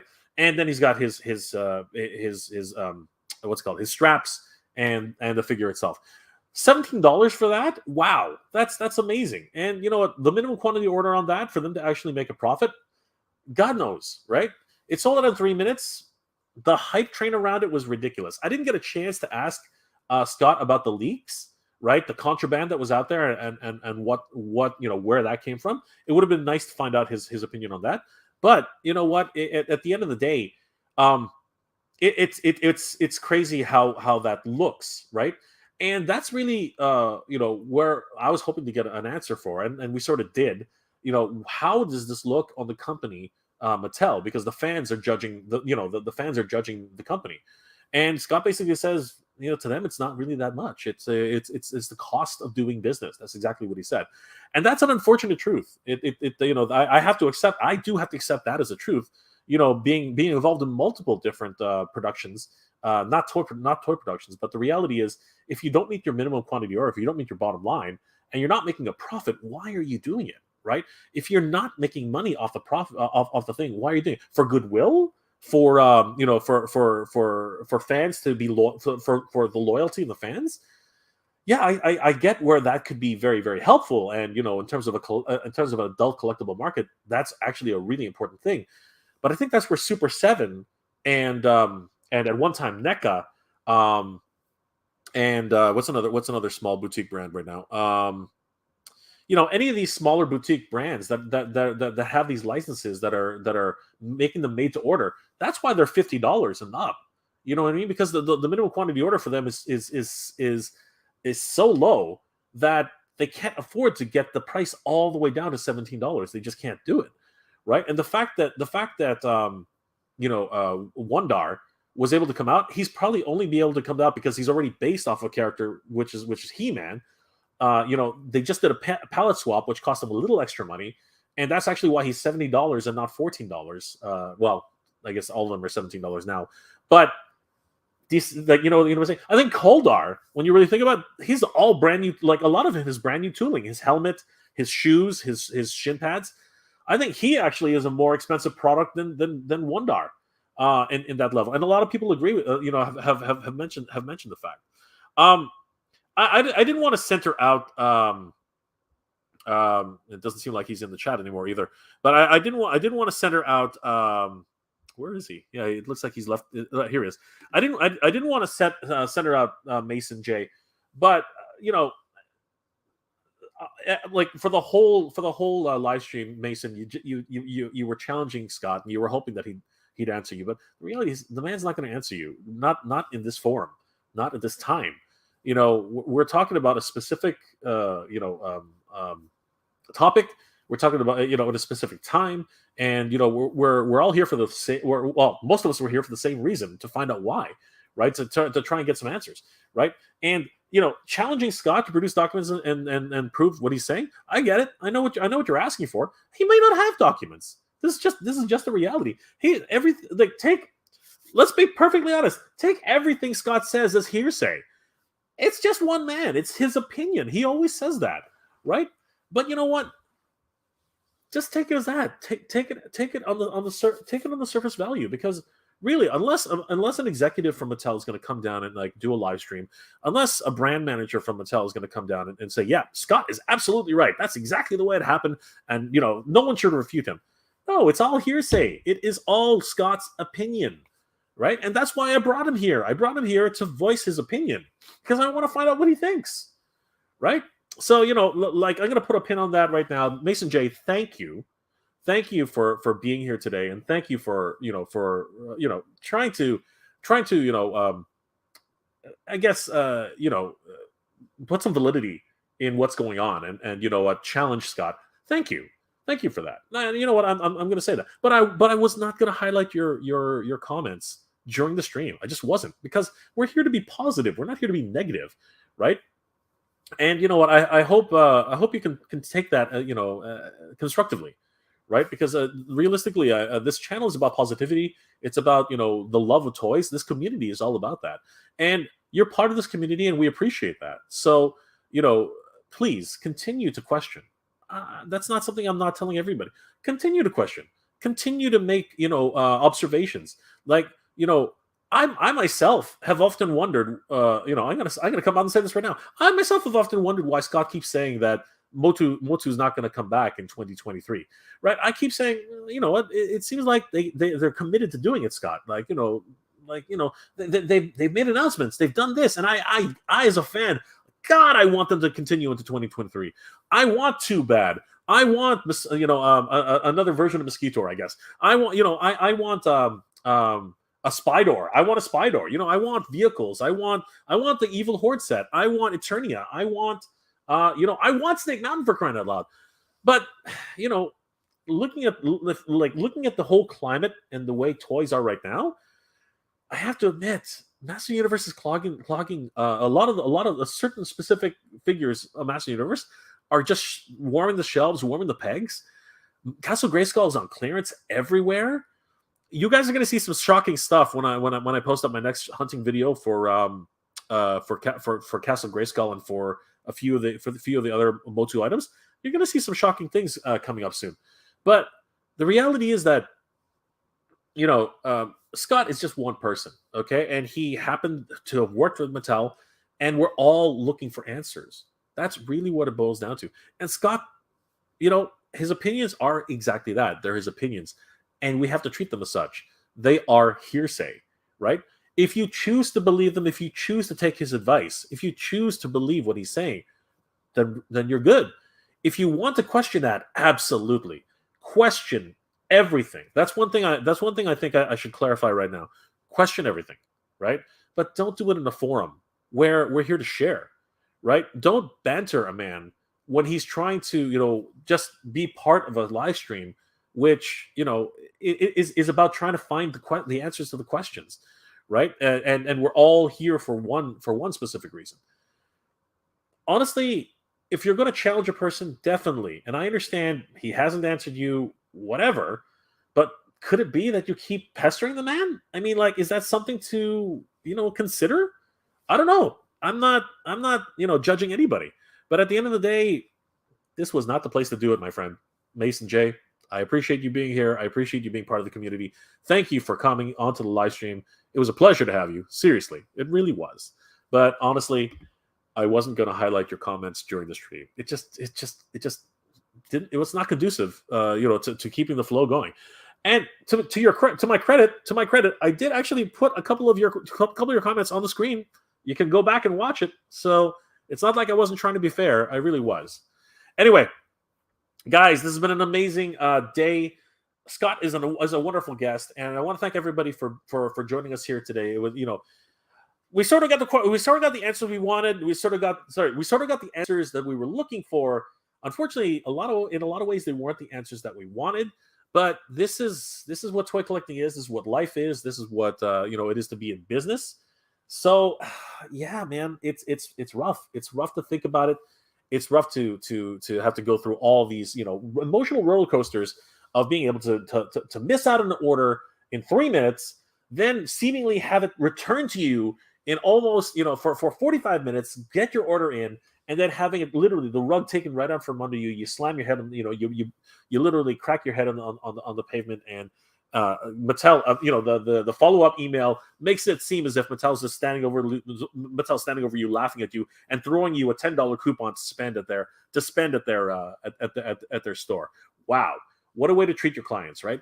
But and again, Scott just put an opinion there, and he said that's business. That is big business. And you know what? We didn't talk about it much, but Hasbro is learning those lessons. In a lot of ways, not to screw with the fans.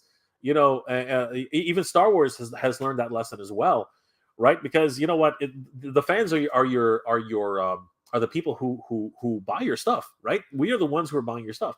And if you don't put out products that we want, or if you mistreat the fans and do whatever, fans are going to turn on you, and it happens all the time. You look at I guess a good example in the movies would be Solo. Solo, the fans abandoned Solo, right? And honestly, Solo was a pretty good movie. I'm not gonna lie. Solo was actually a pretty good movie.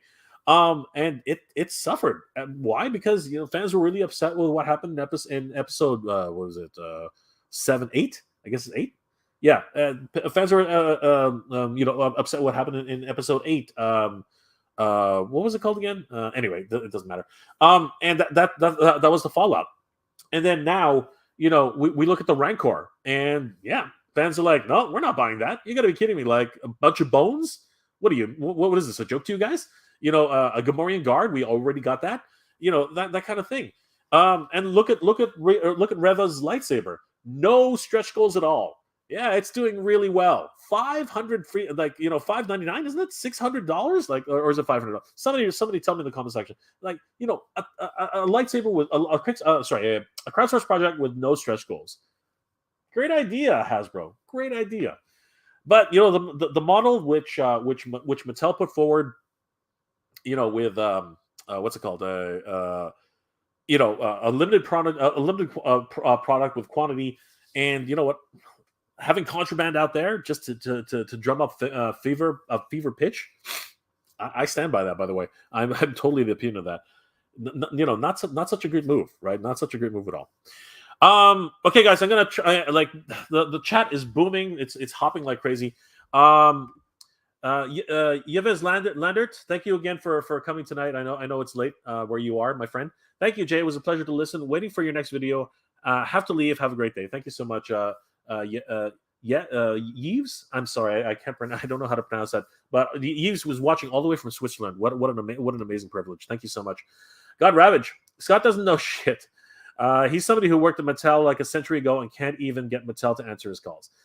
Okay, God Ravage. As I said, just like before, that's your opinion, and I totally get that. But again, I wasn't going to put that type of negativity up on the channel while my guest was here, because that's not what this channel's about. Big Jack Films, what's going on, Jack? Good to see you, my friend. Almost to 10K. Thanks, congrats, Jay.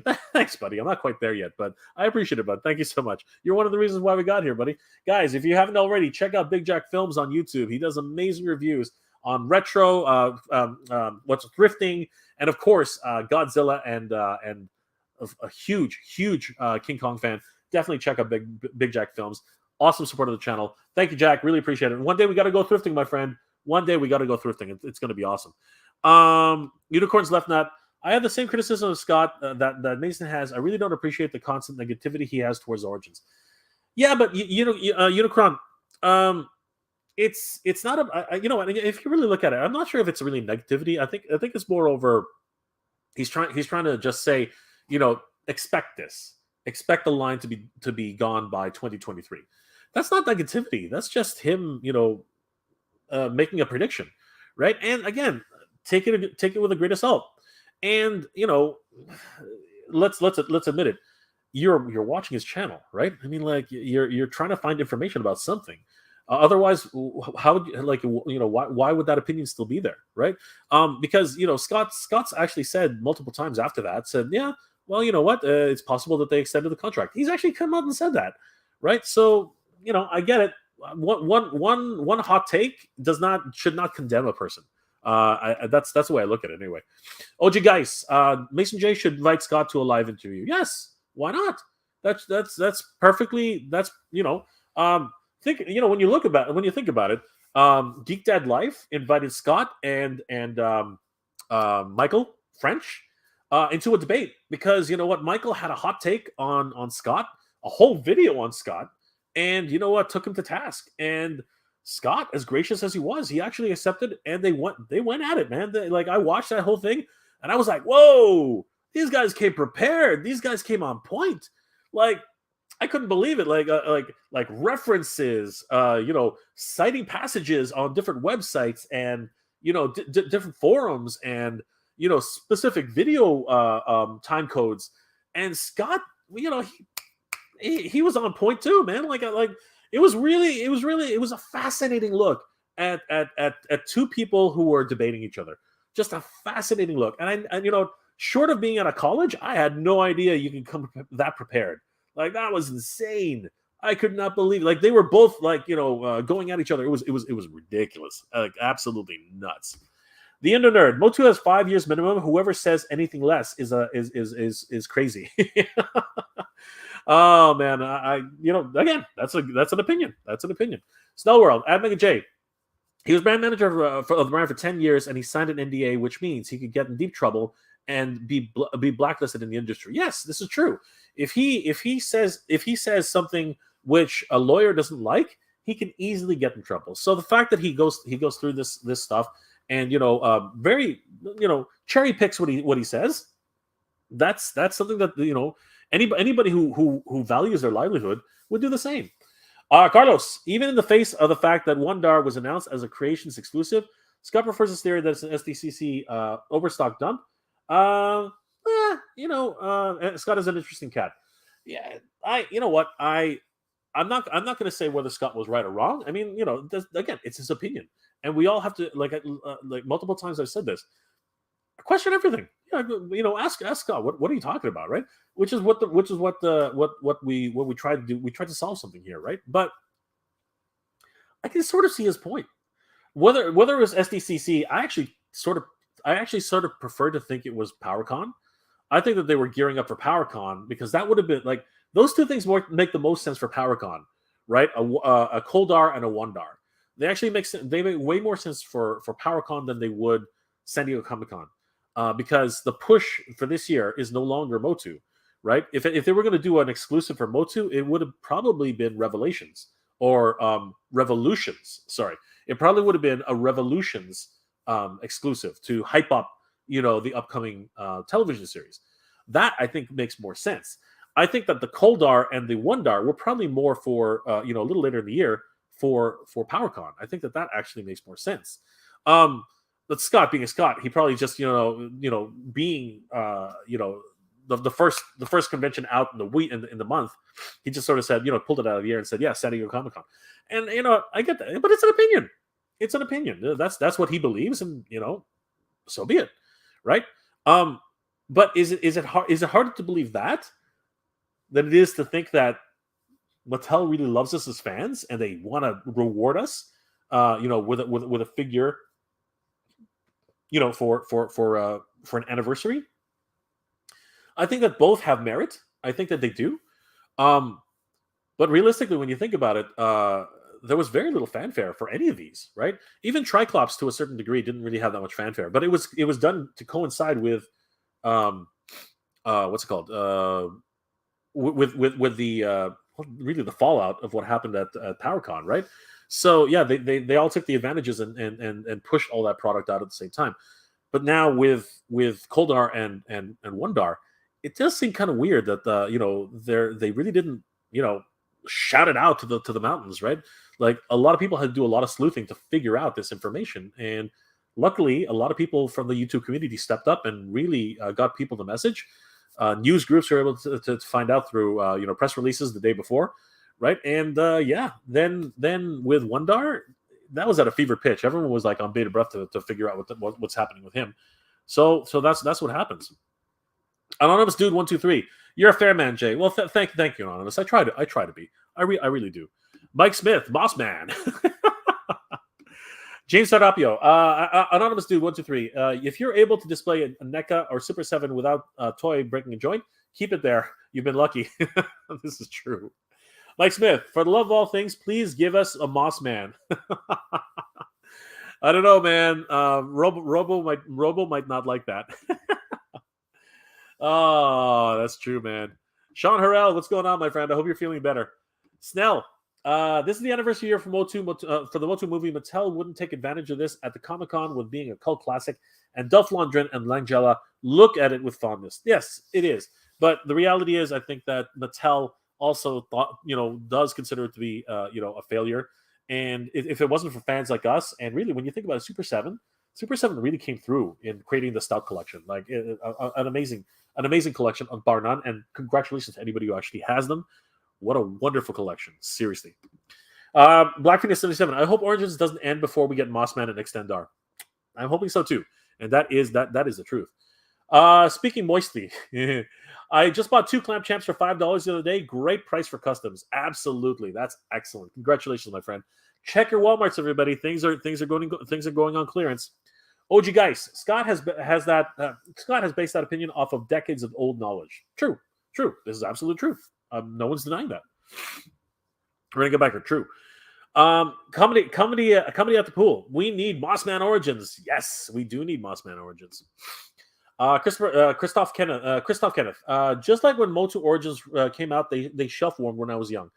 Yeah. Again, it depends. Certain regions are more into it, and then other regions aren't. But it was Mattel's top-selling brand for the longest time. Honest Dude 123. Thanks to Scott, his insights gave me a better perspective on business and the adult collector. Exactly. And as I said, and I always say, everything said by an individual is hearsay unless it's coming as an official statement from the company. So take it as you will, guys. Take it as you will. Rage the Brickshaw. Hey, what's going on, Rage? How about this, Mr. J? Say that at the beginning, then.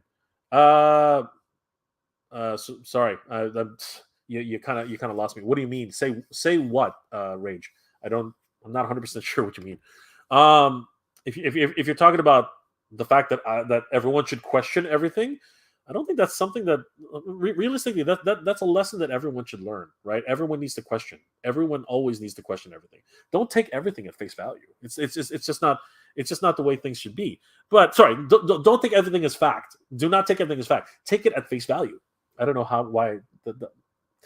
I'm old, guys. I'm old. But yeah, if that's what you're asking me to do, then I mean, like, if that needs to be said, yeah, question everything, guys. Question everything. Your crimes left not. Inflation has been crawling up for our throats for a while now. People don't have $70 to $80 just to buy one as freely as last year when it came out. I agree. I agree. Things are getting tight. Things are getting really tight. Greachy Don, you are right. They're all on sale all over the place. It is what it is. Yes, it's crazy. You guys are having conversations. God Ravage, you're not bantering the man. It's asking him to verify what he's asking. I hear you, God Ravage. I hear you. But this is not the forum for that during, a guest appearance, on a channel which is just trying to make a fun video for us to be entertained. God Ravage, just having an open discussion. Yeah, I get that. But why here? Why hijack? Why hijack the stream on that note? I get it. Go ahead, question everything. I understand that, but send him an email, message him directly, right? Challenge him directly. I get that, and I know what some people. I know what what was it, Maverick J, something like that. I know he's saying he doesn't answer people back. I get that, but again, how many times are you going to banter somebody before they actually stop replying to you? Like, let's be honest, guys. James, am I the only one that wants an attack track? No, I want an attack track. I want an attack, but it's going to cost a mint. It's going to cost a freaking mint. Christoph Kenneth, it's nature. You can't fight the nature. She's fickle. What the heck, man? Alf Inflict. What's going on, brother? Dude, you were lucky. We have someone like him, period, that worked for Mattel who also does YouTube. Absolutely. I totally agree that. I totally agree with that. Okay, there's a lot of people talking in the chat. I'm gonna have to skip a couple because we're gonna end the stream at 1:00, guys. But I wanna be fair. I wanna be fair as much as possible. Snell World. Oh my gosh, my friend, thank you so much for the super sticker. I appreciate it. Raven's lightsaber is generic. I don't disagree. I really don't. But you know what? It didn't have to be. Actually, no. What am I talking about? No, it's not generic, Snell. It is a wonderfully unique item. It really is. But it doesn't do what I want it to do. You know what I mean? It doesn't do what I need it to do. It needs to freaking spin. Here's the thing. Here's a secret, guys. Here's a secret. I can give up the clash. I can give up the clash effects. I can give up the unique options that it gives us, right? The fact that it can glow in a certain section if you hit it right. I can give all that up. I can totally give all that up. If the freaking thing spins, the one unique thing about this freaking lightsaber that they just did not even put in it doesn't freaking spin. Oh my God. Like, come on, guys. What's going on? Seriously. Thank you, Snell. I really appreciate that. Everyone who sent in a super chat today, thank you so much. I really appreciate it. It really does. And super stickers. You guys are amazing. Thank you so much. Stanley Terry I'm sorry. I really am bad with names. Stanley, true. But as a child of the 70s and 80s, I still love toys. I'm just too poor to collect. Brother, I'm right there with you, Stanley. 100%. Bethany Beth, amazing interview, Jay. Thank you, Bethany. Thank you for being here. It's always great to see you, Bethany. Black Phoenix, I still have a pile of toys to unbox. 100%, dude. I've got a room full of toys to unbox. Unicorns Led Not. I don't need to touch grass for thinking. Okay, so I'm sorry. I don't know. I'm not sure what that means. Mike, I'm just hoping the social media response to help them see that people are out there and want it and are disappointed at how it went down. I agree, which is why I asked that question directly to Scott. Is there some sort of way to reach Mattel and let them know that the fans are really hoping to get another chance at this, right? Is there a way? Is anybody listening? Is anybody out there? The social media team are they there, right? And freely to admit this, and and I'm voicing my opinion right now. I was actually surprised that Scott didn't mention anything about the social media team, right? And that could just be him being removed from that completely because he doesn't have any knowledge of a social media team. But there is a social media team on every single platform now. That much is true, and they do respond. They're supposed to, right? But does that team have any sway? I think that's the real important thing. Will enough letters to Mattel get them listen? Because according to Scott himself, one letter made the difference for Wun-Dar. One letter. So can one letter do something to tip the scales for Mattel to get them to realize that they should treat the fans better? In this day and age, I think it's more like 10,000, maybe even 50,000 letters. So guys, don't stop. Email, tweet, Instagram, Snapchat, send Mattel a message. Tell them that you're upset. Seriously, that's really a way to do it. And it worked in the past. It can work today. We have to learn from the lessons of the past, guys. Sensei Jeff, yeah, go easy on Scott. He's guessing, but it's an educated guess. Correct. This is probably true. I don't disagree with that. It's an educated guess, 100%. He's hypothesizing, right? Science is based on hypotheses, right? We wouldn't be where we were today if we did not give an idea, right? Have an idea. On us, do 1, 2, 3. I respect the conversation here. Respect Jay and Mason J. Yes, absolutely. I respect Mason J too. I do, and I respect everybody who has these opinions. The Indo Nerd. Mattel doesn't care about you. I know exactly. Mattel does not care. Mattel does not care. It's the bottom line. I totally get it. Renegade Bagger, Jay, I like your attitude. The gray beard admonishment when it comes to the chat. Oh my gosh, thank you, Renegade. I appreciate that.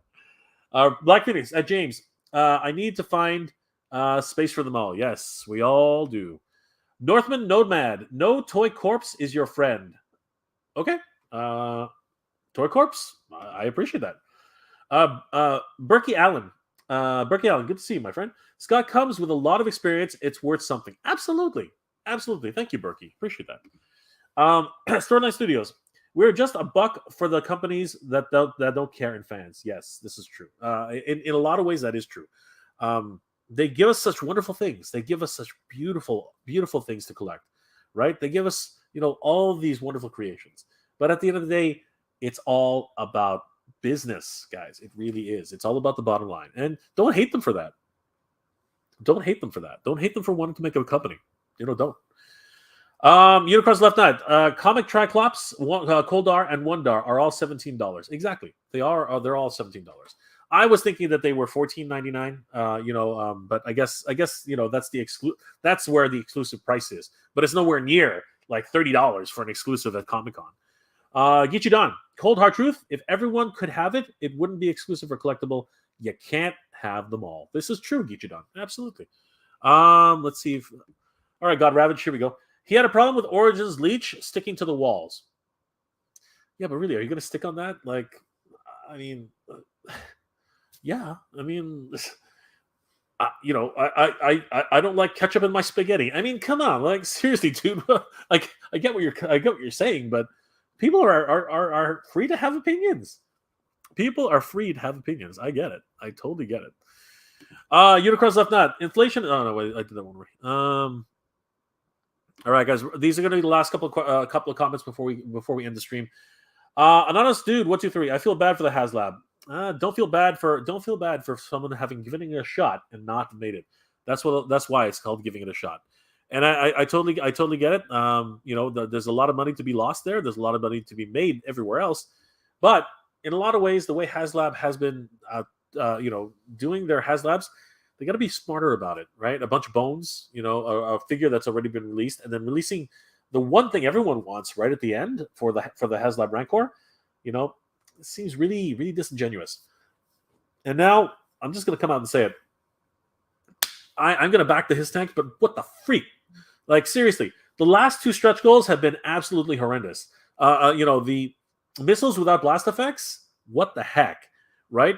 A canopy and a freaking side skirts? Come on, Hasbro. Come on. Seriously, what the F, man? What the F? It's Mike Smith. That CGI He-Man face is dope. The man-child collecting toys makes us poor. LOL. Yes, it does. It impoverishes the fan. Christoph Kenneth occasionally, but not religiously. Okay, sorry, you guys are doing your own thing. Tim Roll Pickering. Also, post on the Motu forum, the Mattel Creation site. Get a bigger reaction up where it matters the most. Absolutely, Tim. Make sure that we make some groundswell on this. Let the companies know that we're upset. The man-child. Many people don't agree with Scott's knowledge sometimes with the future of Motu, but if it wasn't for him and his team that created the classics, I'm not sure that Origins or Revelations would exist. Wow. Man-child, that's deep. That's deep. Thank you so much for that. Thanks so much for that for that comment. That's amazing. Your toys reckon. Sup, Mega J? Yeah, I'm done with Mattel over this crap. Chaos pre-ordering. Don't need that anxiety and health issues happening, so I just want my Wun-Dar figure, and I'm over this Mattel selfish. Mattel is selfish. Yeah, you know what? Definitely a lot of fans are feeling that way. A lot of fans are feeling butthurt. And, having a discussion with Scott today, it's not going to make a difference whether or not it sort of makes sense. They're not going to care, really. But the old adage, speak with your wallets. The moment we start pulling back, all of a sudden, things are going to disappear. So, there is that too. We enjoy Motu, but as much as we enjoy it, if we don't support it, it will disappear. I'm not endorsing anything. I'm not. But what I'm trying to say is that, Mattel has to take a long look at themselves because there's a lot of pissed off people. There are a lot of pissed off people. And we have to make sure that we don't stop letting Mattel know that. But if we love the brand, and this is the other side of the coin, if we love the brand and we love the toys, then you know what? Like, if it's your time to stop, it's your time to stop Toy Records. It is. And you know what? There's a good reason why you're stopping. I get it. But if you love the toys, that's your love, right? And let's not hate on people who are supporting the brand. Because you know what, I'm going to continue supporting the brand. I really love Master Universe. It's my number one love of toys, and I'm going to keep going. No matter how much they slap me in the face, I really love it. And it's still the most affordable action figure out there. Oh my God, like $17. Where are you going to get an action figure for that for that low? Seriously. Thank you, Toy Reckons. Berkey Allen. Scott's been saying since at least 2017. So it seems so weird that we're just be lying about it. What does he stand to gain by making this up? I agree. Now, we do have to remember that everything he says is hearsay. Truthfully, it is hearsay, but it's an educated, coming from experience, opinion, and that's something that to be respected. It really is, because he has knowledge that none of us have. None of us have his knowledge, and that has to be respected. Thank you, Berkey. Christoph, there's celebrity, and then there's no shame and awesome. Sure, brother. I don't know. Again, there are comments where I'm coming in on it. I'm like, oh, I missed something. Unicard last night. What is space? My toy room is overflowing and there's no recovery. Absolutely, guys. This is crazy. All right, guys.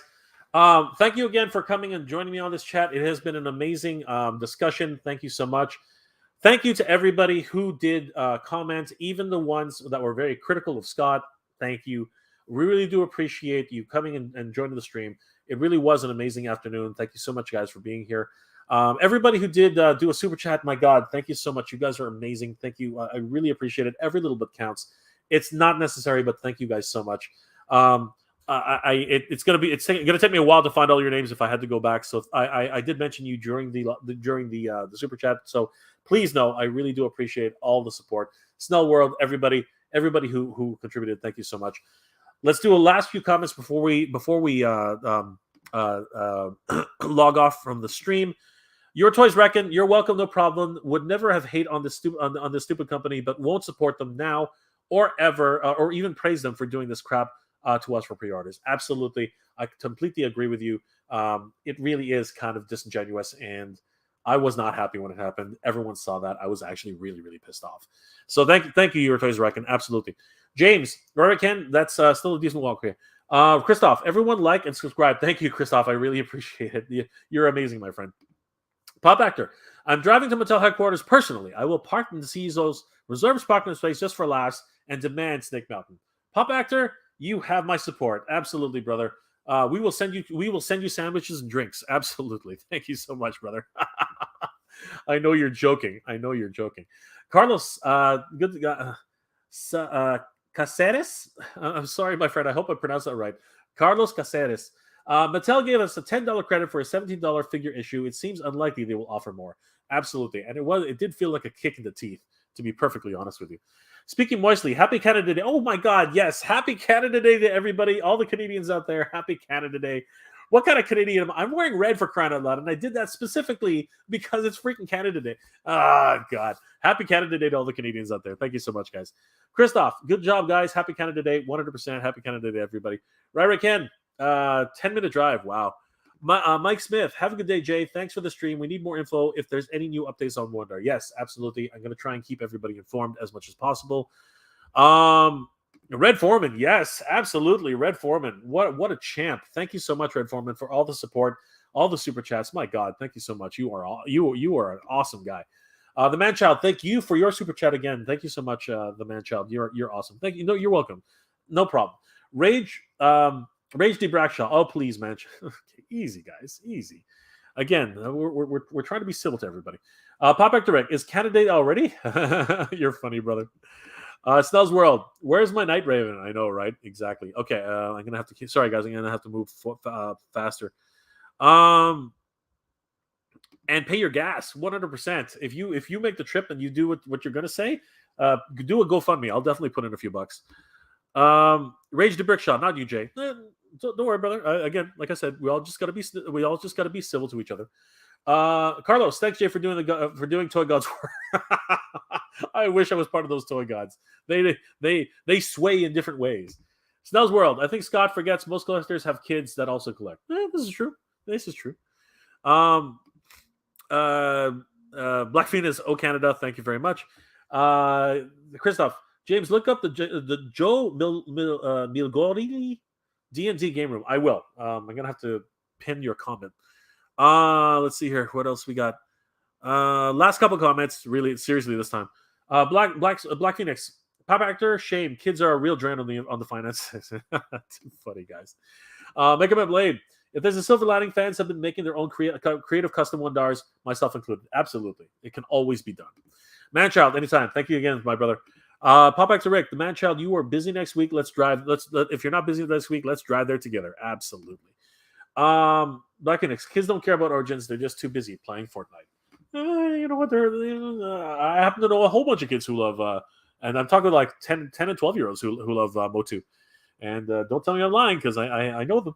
Christoph, he made a guest appearance on Crit Roll. He killed it. Absolutely. Thank you, Christoph. The Man-Child. Okay, you guys are all right. I think that's where we are, guys. Thank you so much for being here tonight. This afternoon, it was an absolute blast. I hope you guys are all doing well, staying safe, and as always, everybody, thank you very much for watching. We have the power, everybody. We have the power and the honor. Geek proud, everybody. Geek proud. Happy